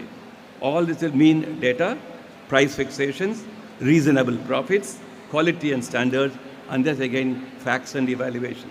Thus, take any field of human services or activities from education to environment, to transportation, to communication, or food or fabrics, we cannot do without data and evaluation, and thus without truth and knowledge.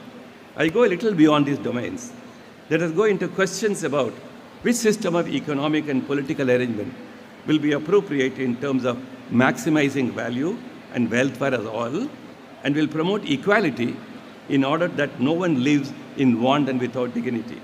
Do we have a textbook of answers based on scientific certainty to choose between socialism or free market?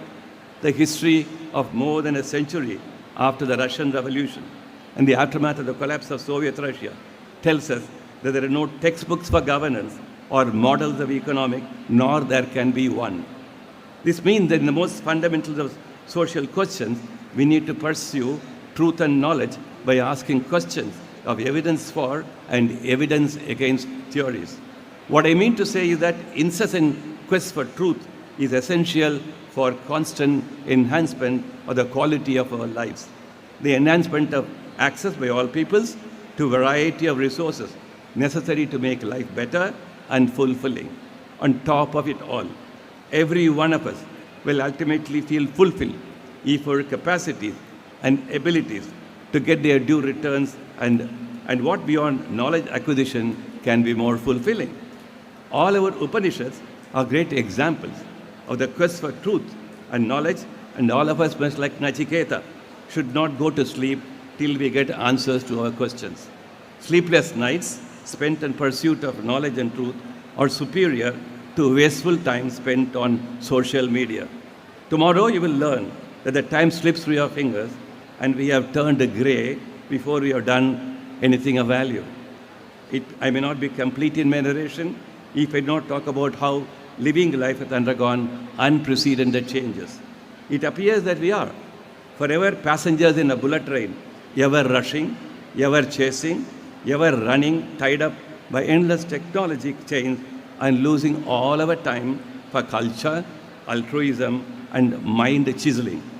Therefore, it's important to ask many questions about how, both as individuals and as collectives, we need to be in command of our lives and not as slaves to external dictations altogether.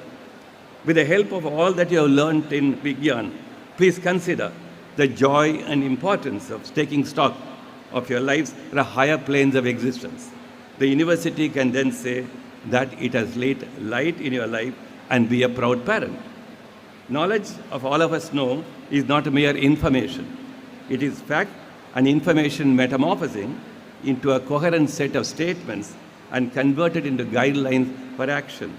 Who else can organize a place, an environment, a structure, an institution where activities are organized for systemic reception of truth and knowledge than a university? Institutions such as Vignan was endeavor to constantly raise their knowledge imparting standards and occupy important positions in the creation of commitments to excellence, the perennial relevance of scientific inquiry, and the ceaseless quest for truth as the most priceless values of life. Probably in the next couple of decades, we will probably cease to hear that Oxford and Cambridge or Yale and Stanford are the places to go for enriching our mental, intellectual capacities. Institutions like Vignan probably will occupy important place at the global scale, and we should be so proud about that at all. And that's why convocation is so very important. The global society is now in an unprecedented crossroad. Continental isolations or disconnectedness obtaining before colonial occupation are now distant history. The world is now connected physically, technologically, economically, in irreversible ways. Just as the printing press revolutionized our communication universe and made sharing of minds possible with speed and reach, the 21st century technology has shrunk our physical and geographical borders and has assured a world of instant communication. Virtually every part of our life is now driven, controlled, shaped, or conditioned by invasive technology. The existence and survival of all human transactions are now technology-driven, and so much so that failure, shutdown, or disruptions of any of them will signal collapse of our motions. So it is that is said that we become homo technologicus. A fundamental shift in our ways of life has slowly blinded us to how we have ceased to be masters of our thoughts and have become modern-day servitors of controller generals of our thoughts, namely the big tech giants. Technology has made manipulation of facts and truths easy. The freedom of tools of expression have become larger than the contents of expression. We received doctored versions of truth and events. We are made numb by repeated sharing of doctored narrations. We are witnessing a new competition towards suppressing truth. The urge to communicate through art or culture, cinema or music, has become the urge to produce products of mental or emotional excesses. The pursuit of truth through higher levels of understanding life, the world and the universe in which we live are a tiny part pushed to peripheries. Virtually every object of our experience today is a product of human intelligence and human design working through technology. Our buildings, our clothing, the food we consume, the city we live in, our furniture, the transportation, and now the smartphones we are slaves to, including the alterations of physical world and natural resources. Our interventions in the natural world, which gave birth to us, which sustains us, and the inventions of our intelligence, which are a product of the evolution of our intricately designed brains, are now at an interesting and unprecedented cross-sections. These unprecedented because none of us are away free or can be so from this cross-section. While globally and domestically we are pledged to march towards a society of equals, Materially, economically, and socially, our struggles continue. The conflict of ideologies in fashioning political and governance tools are still raging debates. Pursuit of truth and being in right, I suppose, are the noblest elements of our life, individually and collectively, socially and institutionally. When both of them are choked by external coercion or run riot without self-imposed obligation and responsibilities, or the temptation for adventurism, the scope for distress, and the paths for debilitation of social cohesion can be disastrous consequences. All of us are prompted in all our conduct to be in right. To know what is right course of action and to be doing right is thus essential. No one may say that she would not mind being in wrong. But many of us being in wrong in many ways is a reality. We say enough and good reasons for being in wrong. Whenever we are asked to review our decisions, there is always a bag of reasons to resist review. This human tendency is an important and unfathomable part of our brain architecture. It deeply pervades our daily life. Neuroscientists tell us that our senses are not open to valves to allow all stimuli into our brain. Our inability to see ultraviolet light is cited as an example. It is said that our brain does not merely register impression, but changes and interprets them. If this is so about the physical world, what about the world of our life transactions? The selective role played by the brain is instrumental in our search for being right and in a search for truth and knowledge. The world of our experience, the world of living in a community, and more expanding and diverse it becomes, the range of interpretations expand. That's where the universities come in. The greater this expansion, the choices we make in interpretation can become both right and wrong. And how do we choose, therefore, between right and wrong? A mind in a turmoil or without peace or in wanton disregard of multiple truths and designs of life is like the urban waste landfill, potentially inflammable and ecologically hostile. Do not degenerate into minds which are anarchic or not in search of peace for all. Democracies can be stymied by such anarchic minds. If you have to ask what is an important function of freedom, the answer can be by making sense of one's life. All of us try to make sense of our life. By being in search of being right, we try to make sense of our life. The more rational, compassionate, and accommodative is our search, the less the scope for not being in right. Making mistakes is part of making sense. The tolerance about mistakes is also about making sense. Without tolerance, freedoms can be in peril. This is the intersection and cross-section today global civilization stands. Therefore, I stand here to be great pleasure and privilege that to acknowledge that universities like Vignan are going to be a great example of a Bharatiya way of looking at global life, global interconnectedness, and India's contribution to global well-being. I'm sure that institutions like this will stand tall, will stand proud, and will say that, as I said earlier, that we no longer need to go in search of place of knowledge, truth, and pursuit of knowledge and truth beyond our Bharatiya geographical borders. And I wish, once again, and congratulate the university for being a torchbearer in this particular part of the area, and to reach out to students who could not probably otherwise reach out to access to education. I once again congratulate all the students after the long years of pursuit of study, and wish once again tell you the noblest pursuit in life can be making sense of one's life. And how do you make sense of one's life? By pursuing truth and knowledge without fear or favor, and utmost sense of inquiry and reform. I appeal to all of you to engage yourself till the end of your life in the inquiry, and then one day you will remember that Vignan had made that all possible for you. I wish you a great success in life. Thank you so much.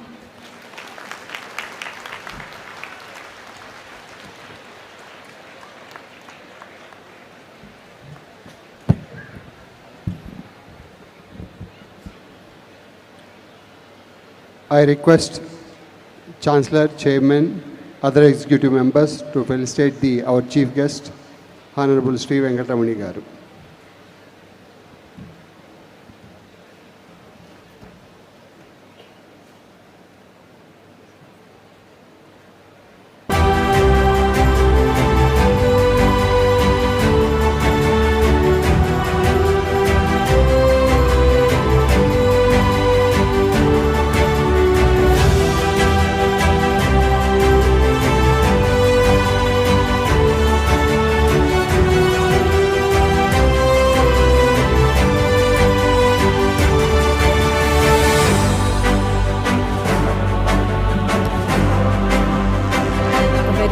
evening to everybody here. Good evening to all the dignitaries on the stage.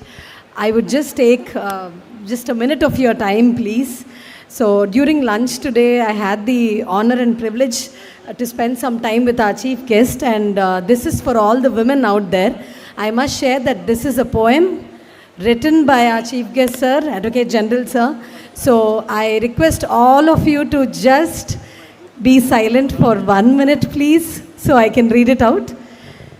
So it's called The Very Traveler. So it starts this way. How do I share the stress I bear on many fronts with smiles on my face? To be a woman is being more than a man.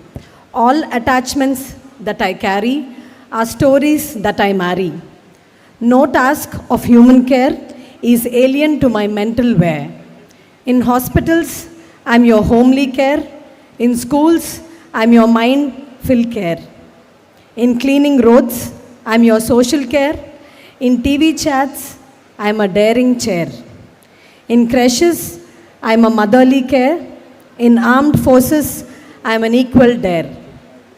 As a pilot in the sky, I take due care. With my gentle teams and smiles they wear. In making garments, I'm of talent rare. Any task I hold is no great deal. At home, I am an all-tool wear. From morning till night, all duties done. In courts, to plead or judge in all I do. A very traveler should I be, and wait for justice to land in whim. All I need is the weeds of minds to be cut and trimmed, that I walk with shoulders burdenless and beg not for what is due. And the caravan of my life is lit more bright, its wheels too carry many smiles. So this is written by sir, and I think we need to show more energy. All the girls here, all the women, all age groups. Sir, thank you, sir. It's a privilege for me to have the opportunity to read this out. Thank you so much, sir.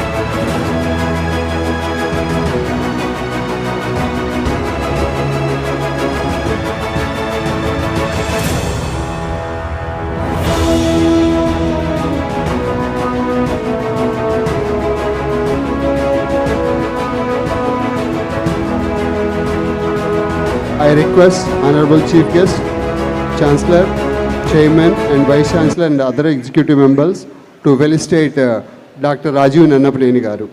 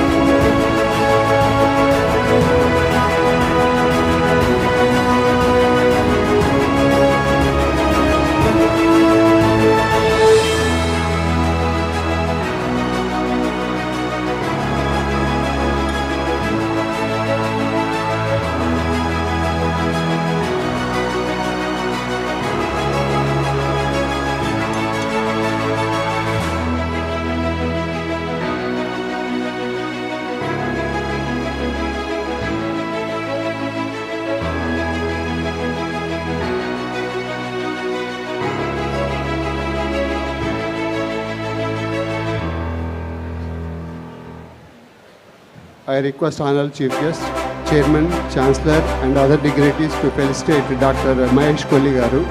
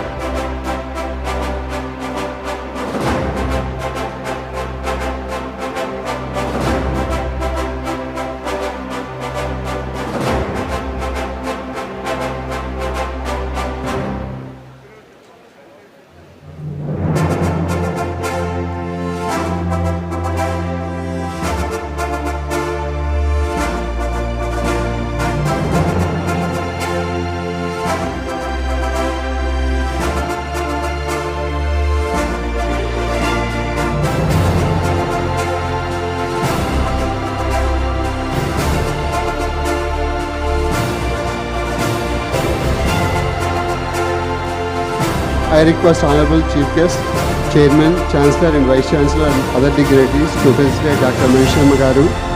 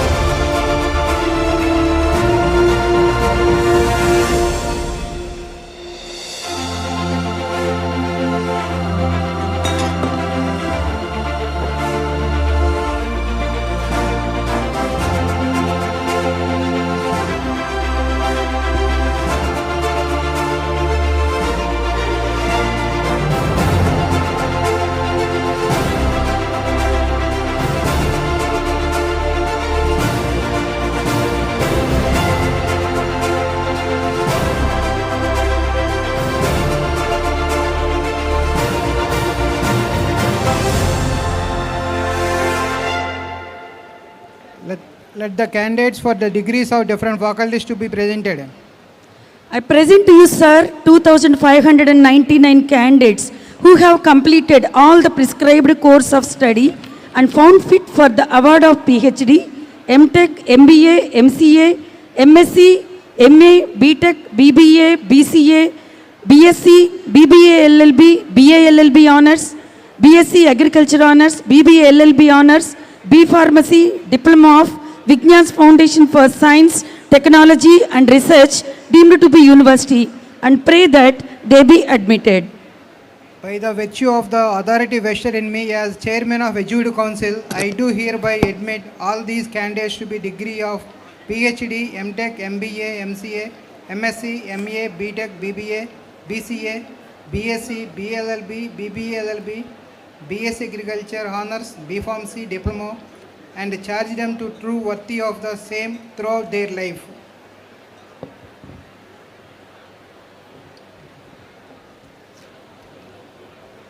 Respected dignitaries on the dais and off the dais, good afternoon.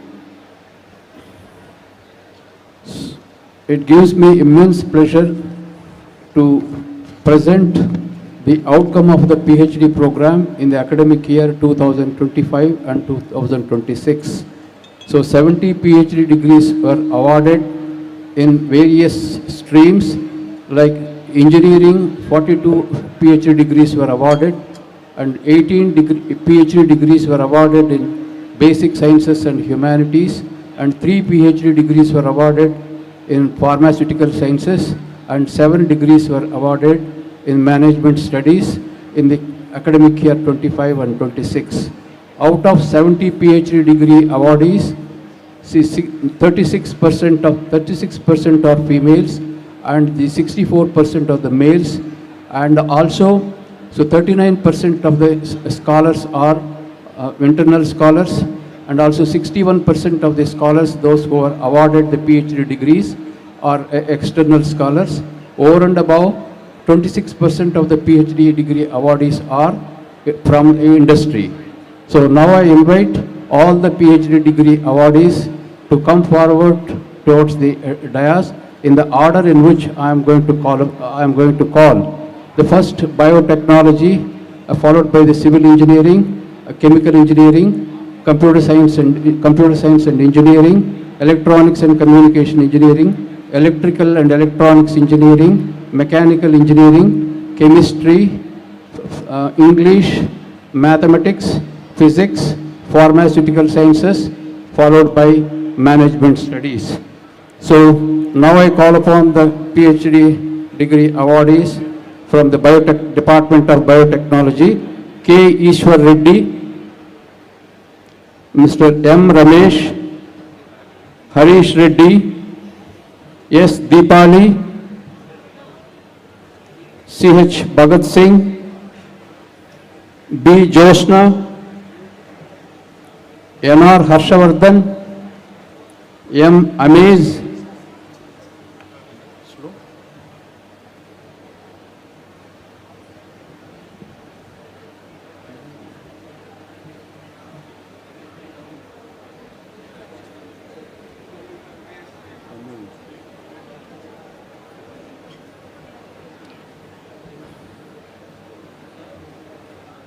M.K. Ravina, chemical engineering,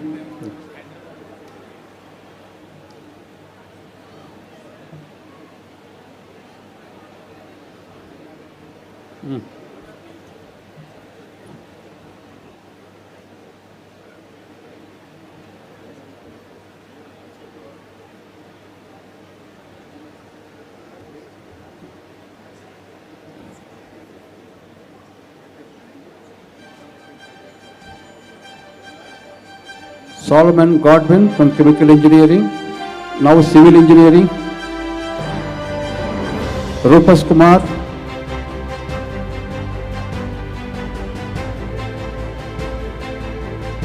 computer science and engineering, Mr. K. Praveen Kumar,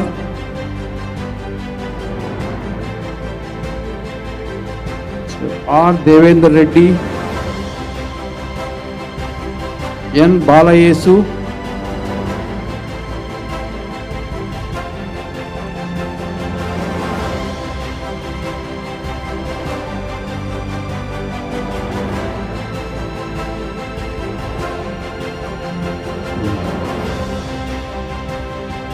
J. Amar,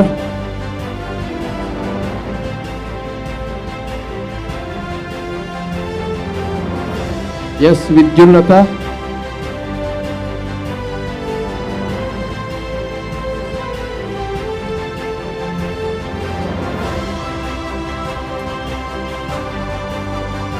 M. Bhargavi,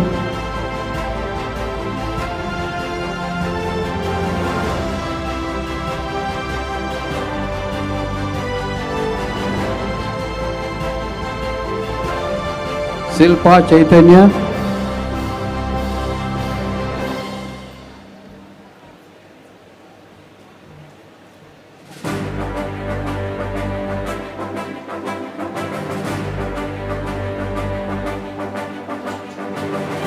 Seen Raj. Next, Department of Electronics and Communication Engineering.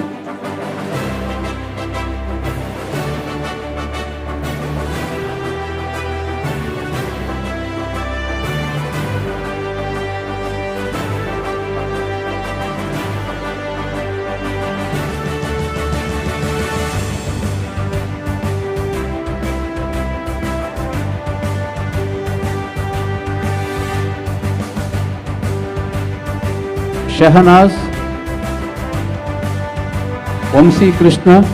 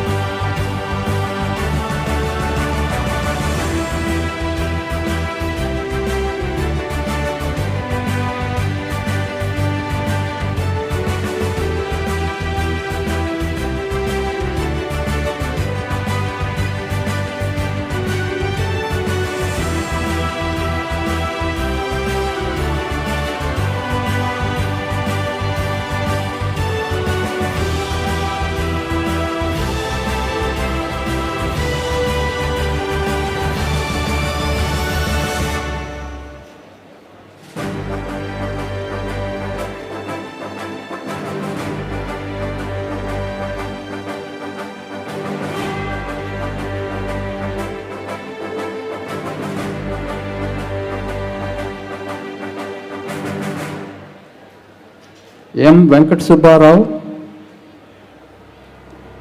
Ganga Prasad,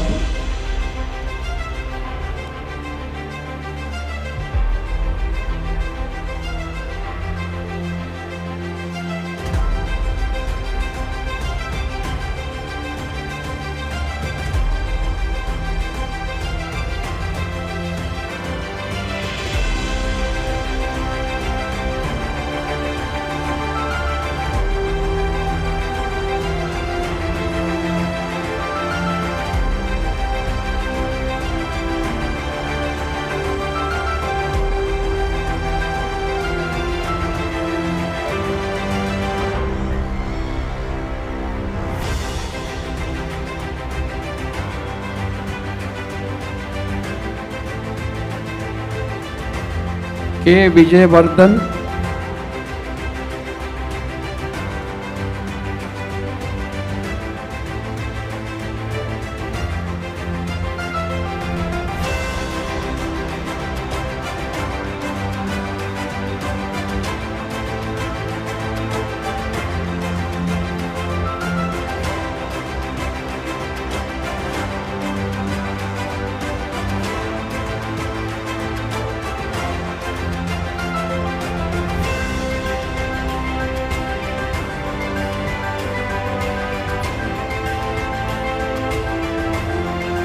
K.M. Manjunath,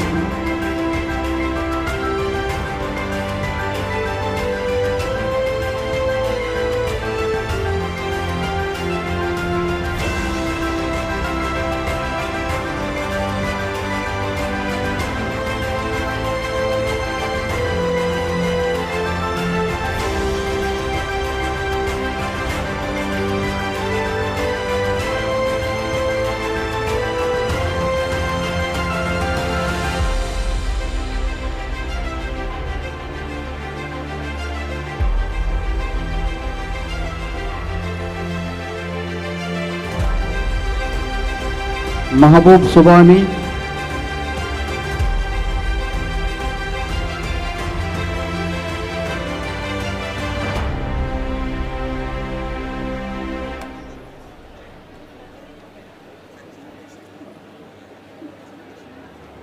Bala Ankaya, G. Rameshri,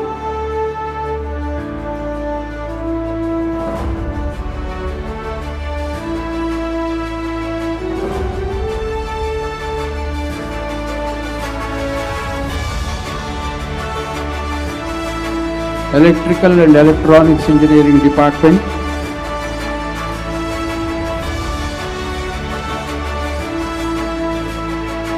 G. Srinivas,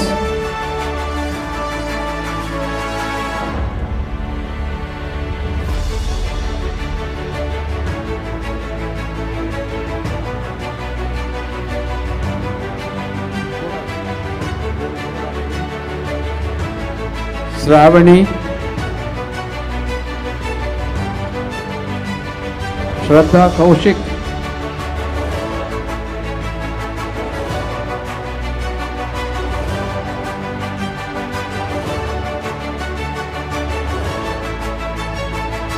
Saleha Tabasam,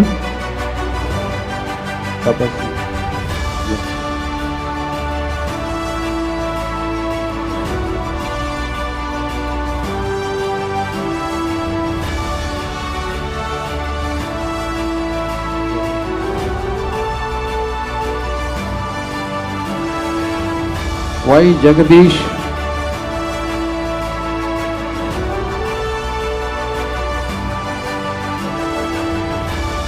D. Venkatnarayana,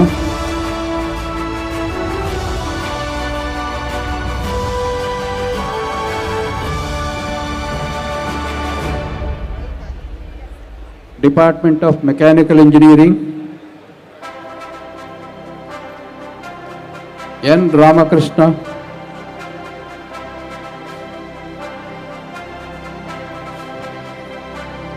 K. Pavan Kumar Reddy,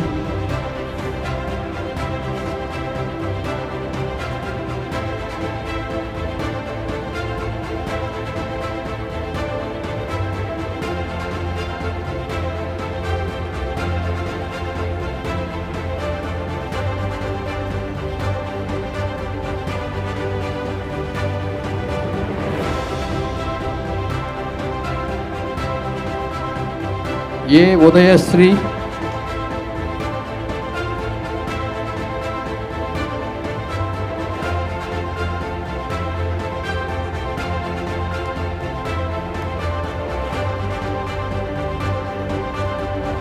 M. K. S. Kumar,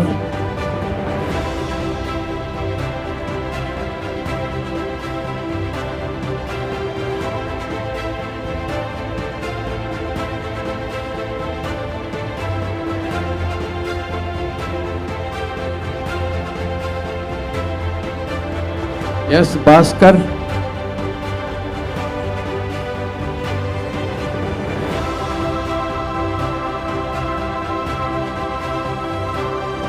Department of Chemistry, Purna Chandrasekhar,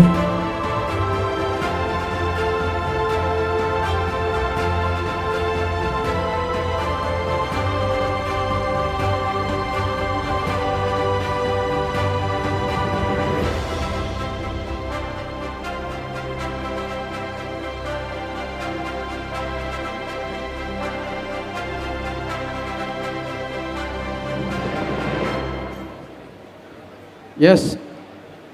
Adam Shafi,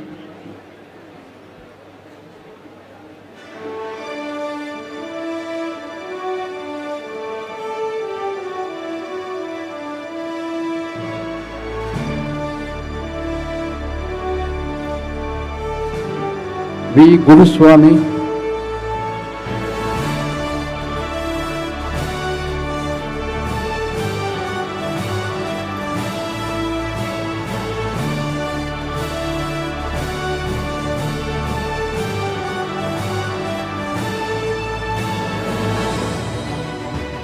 Y. Venkateshwar Rao,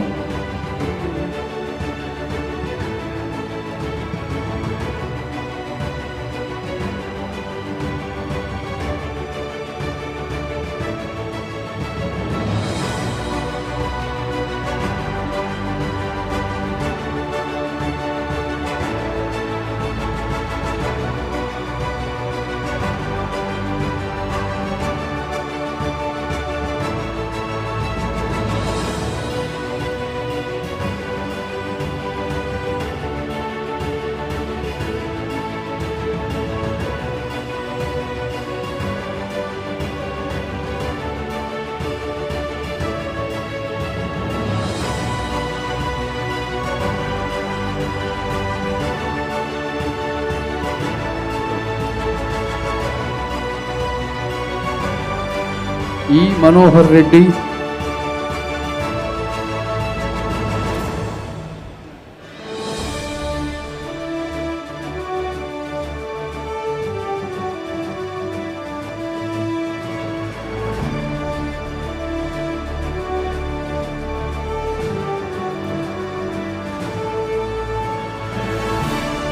S. Raghunathacharyulu,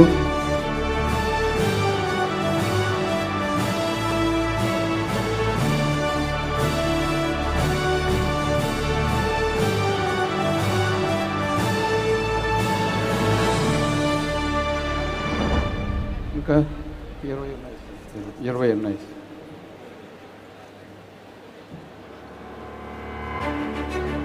M. Venkatrao,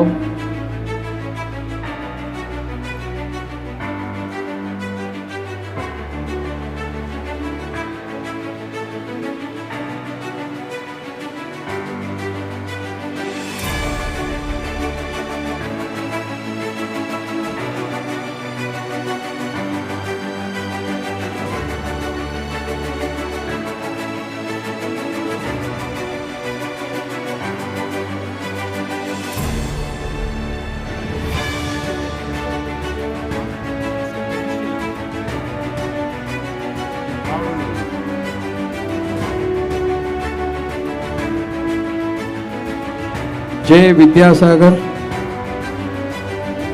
Department of English,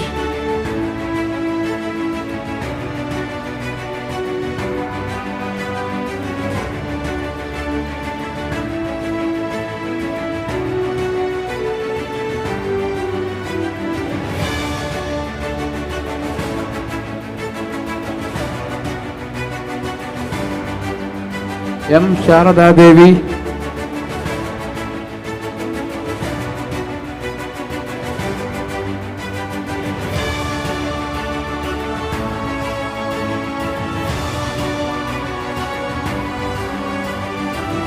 B. Sai Lalita, Mrs. Y.S. Manjula,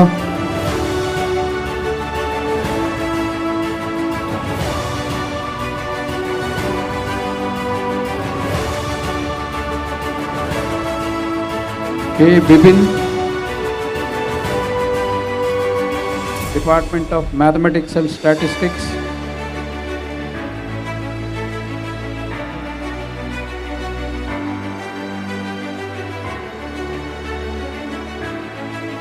P. Vidya,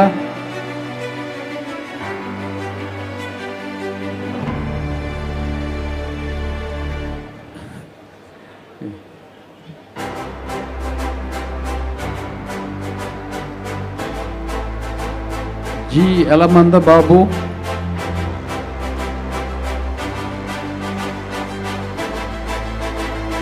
Department of Physics,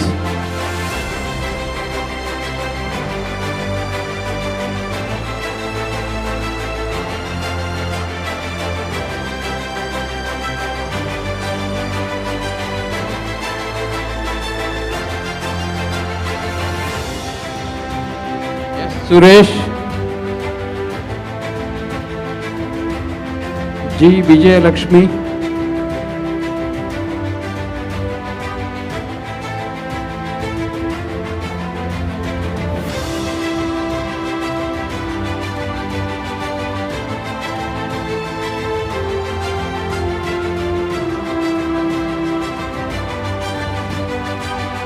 Pharmaceutical Sciences, B. Rajesh Kumar,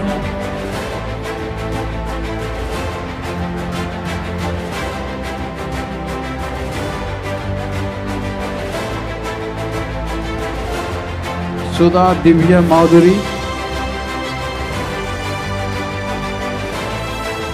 Department of Management Studies,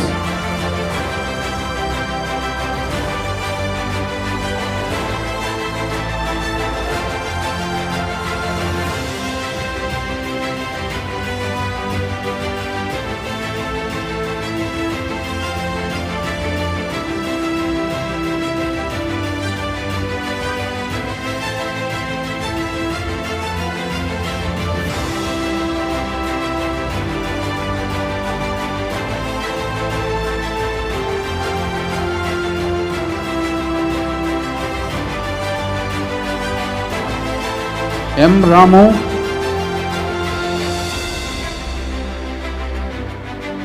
K. Anjana,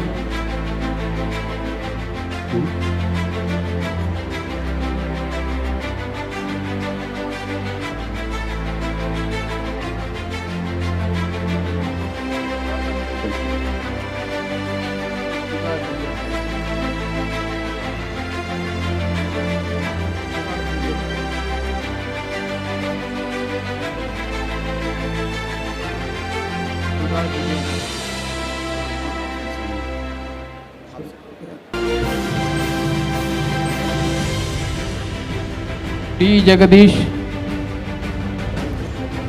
Sheikh Karimunisa Begum,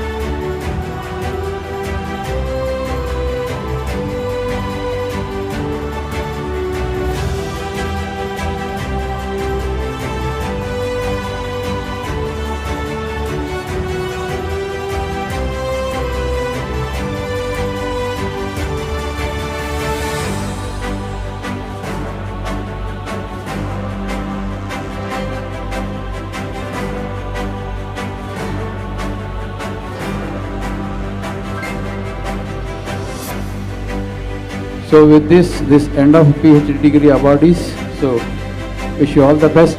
Yeah. Thank you.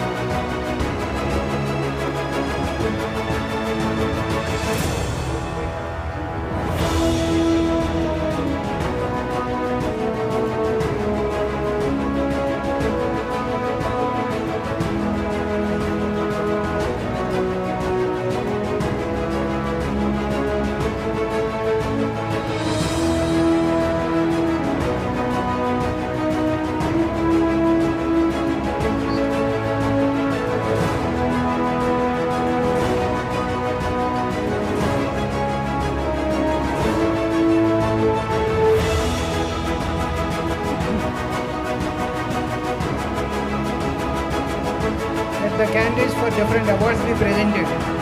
I am very glad to announce best outgoing students department-wise for this 14th Convocation. Agriculture Engineering, BTech, Uppu Om Shri. BTech Bioinformatics, Erua Shauri Kirtana. I request all the dignitaries to come forward and bless the students. From the Department of Biomedical Engineering, N. Manogna Naidu. From the Department of Biotechnology, Mutyalampalli Pranita.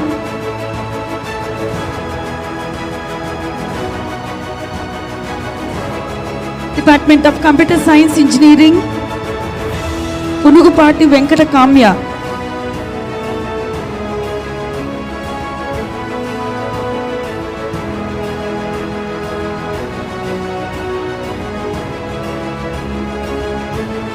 Department of Computer Science with the Specialization Business Systems, Swarna Sri Kavya.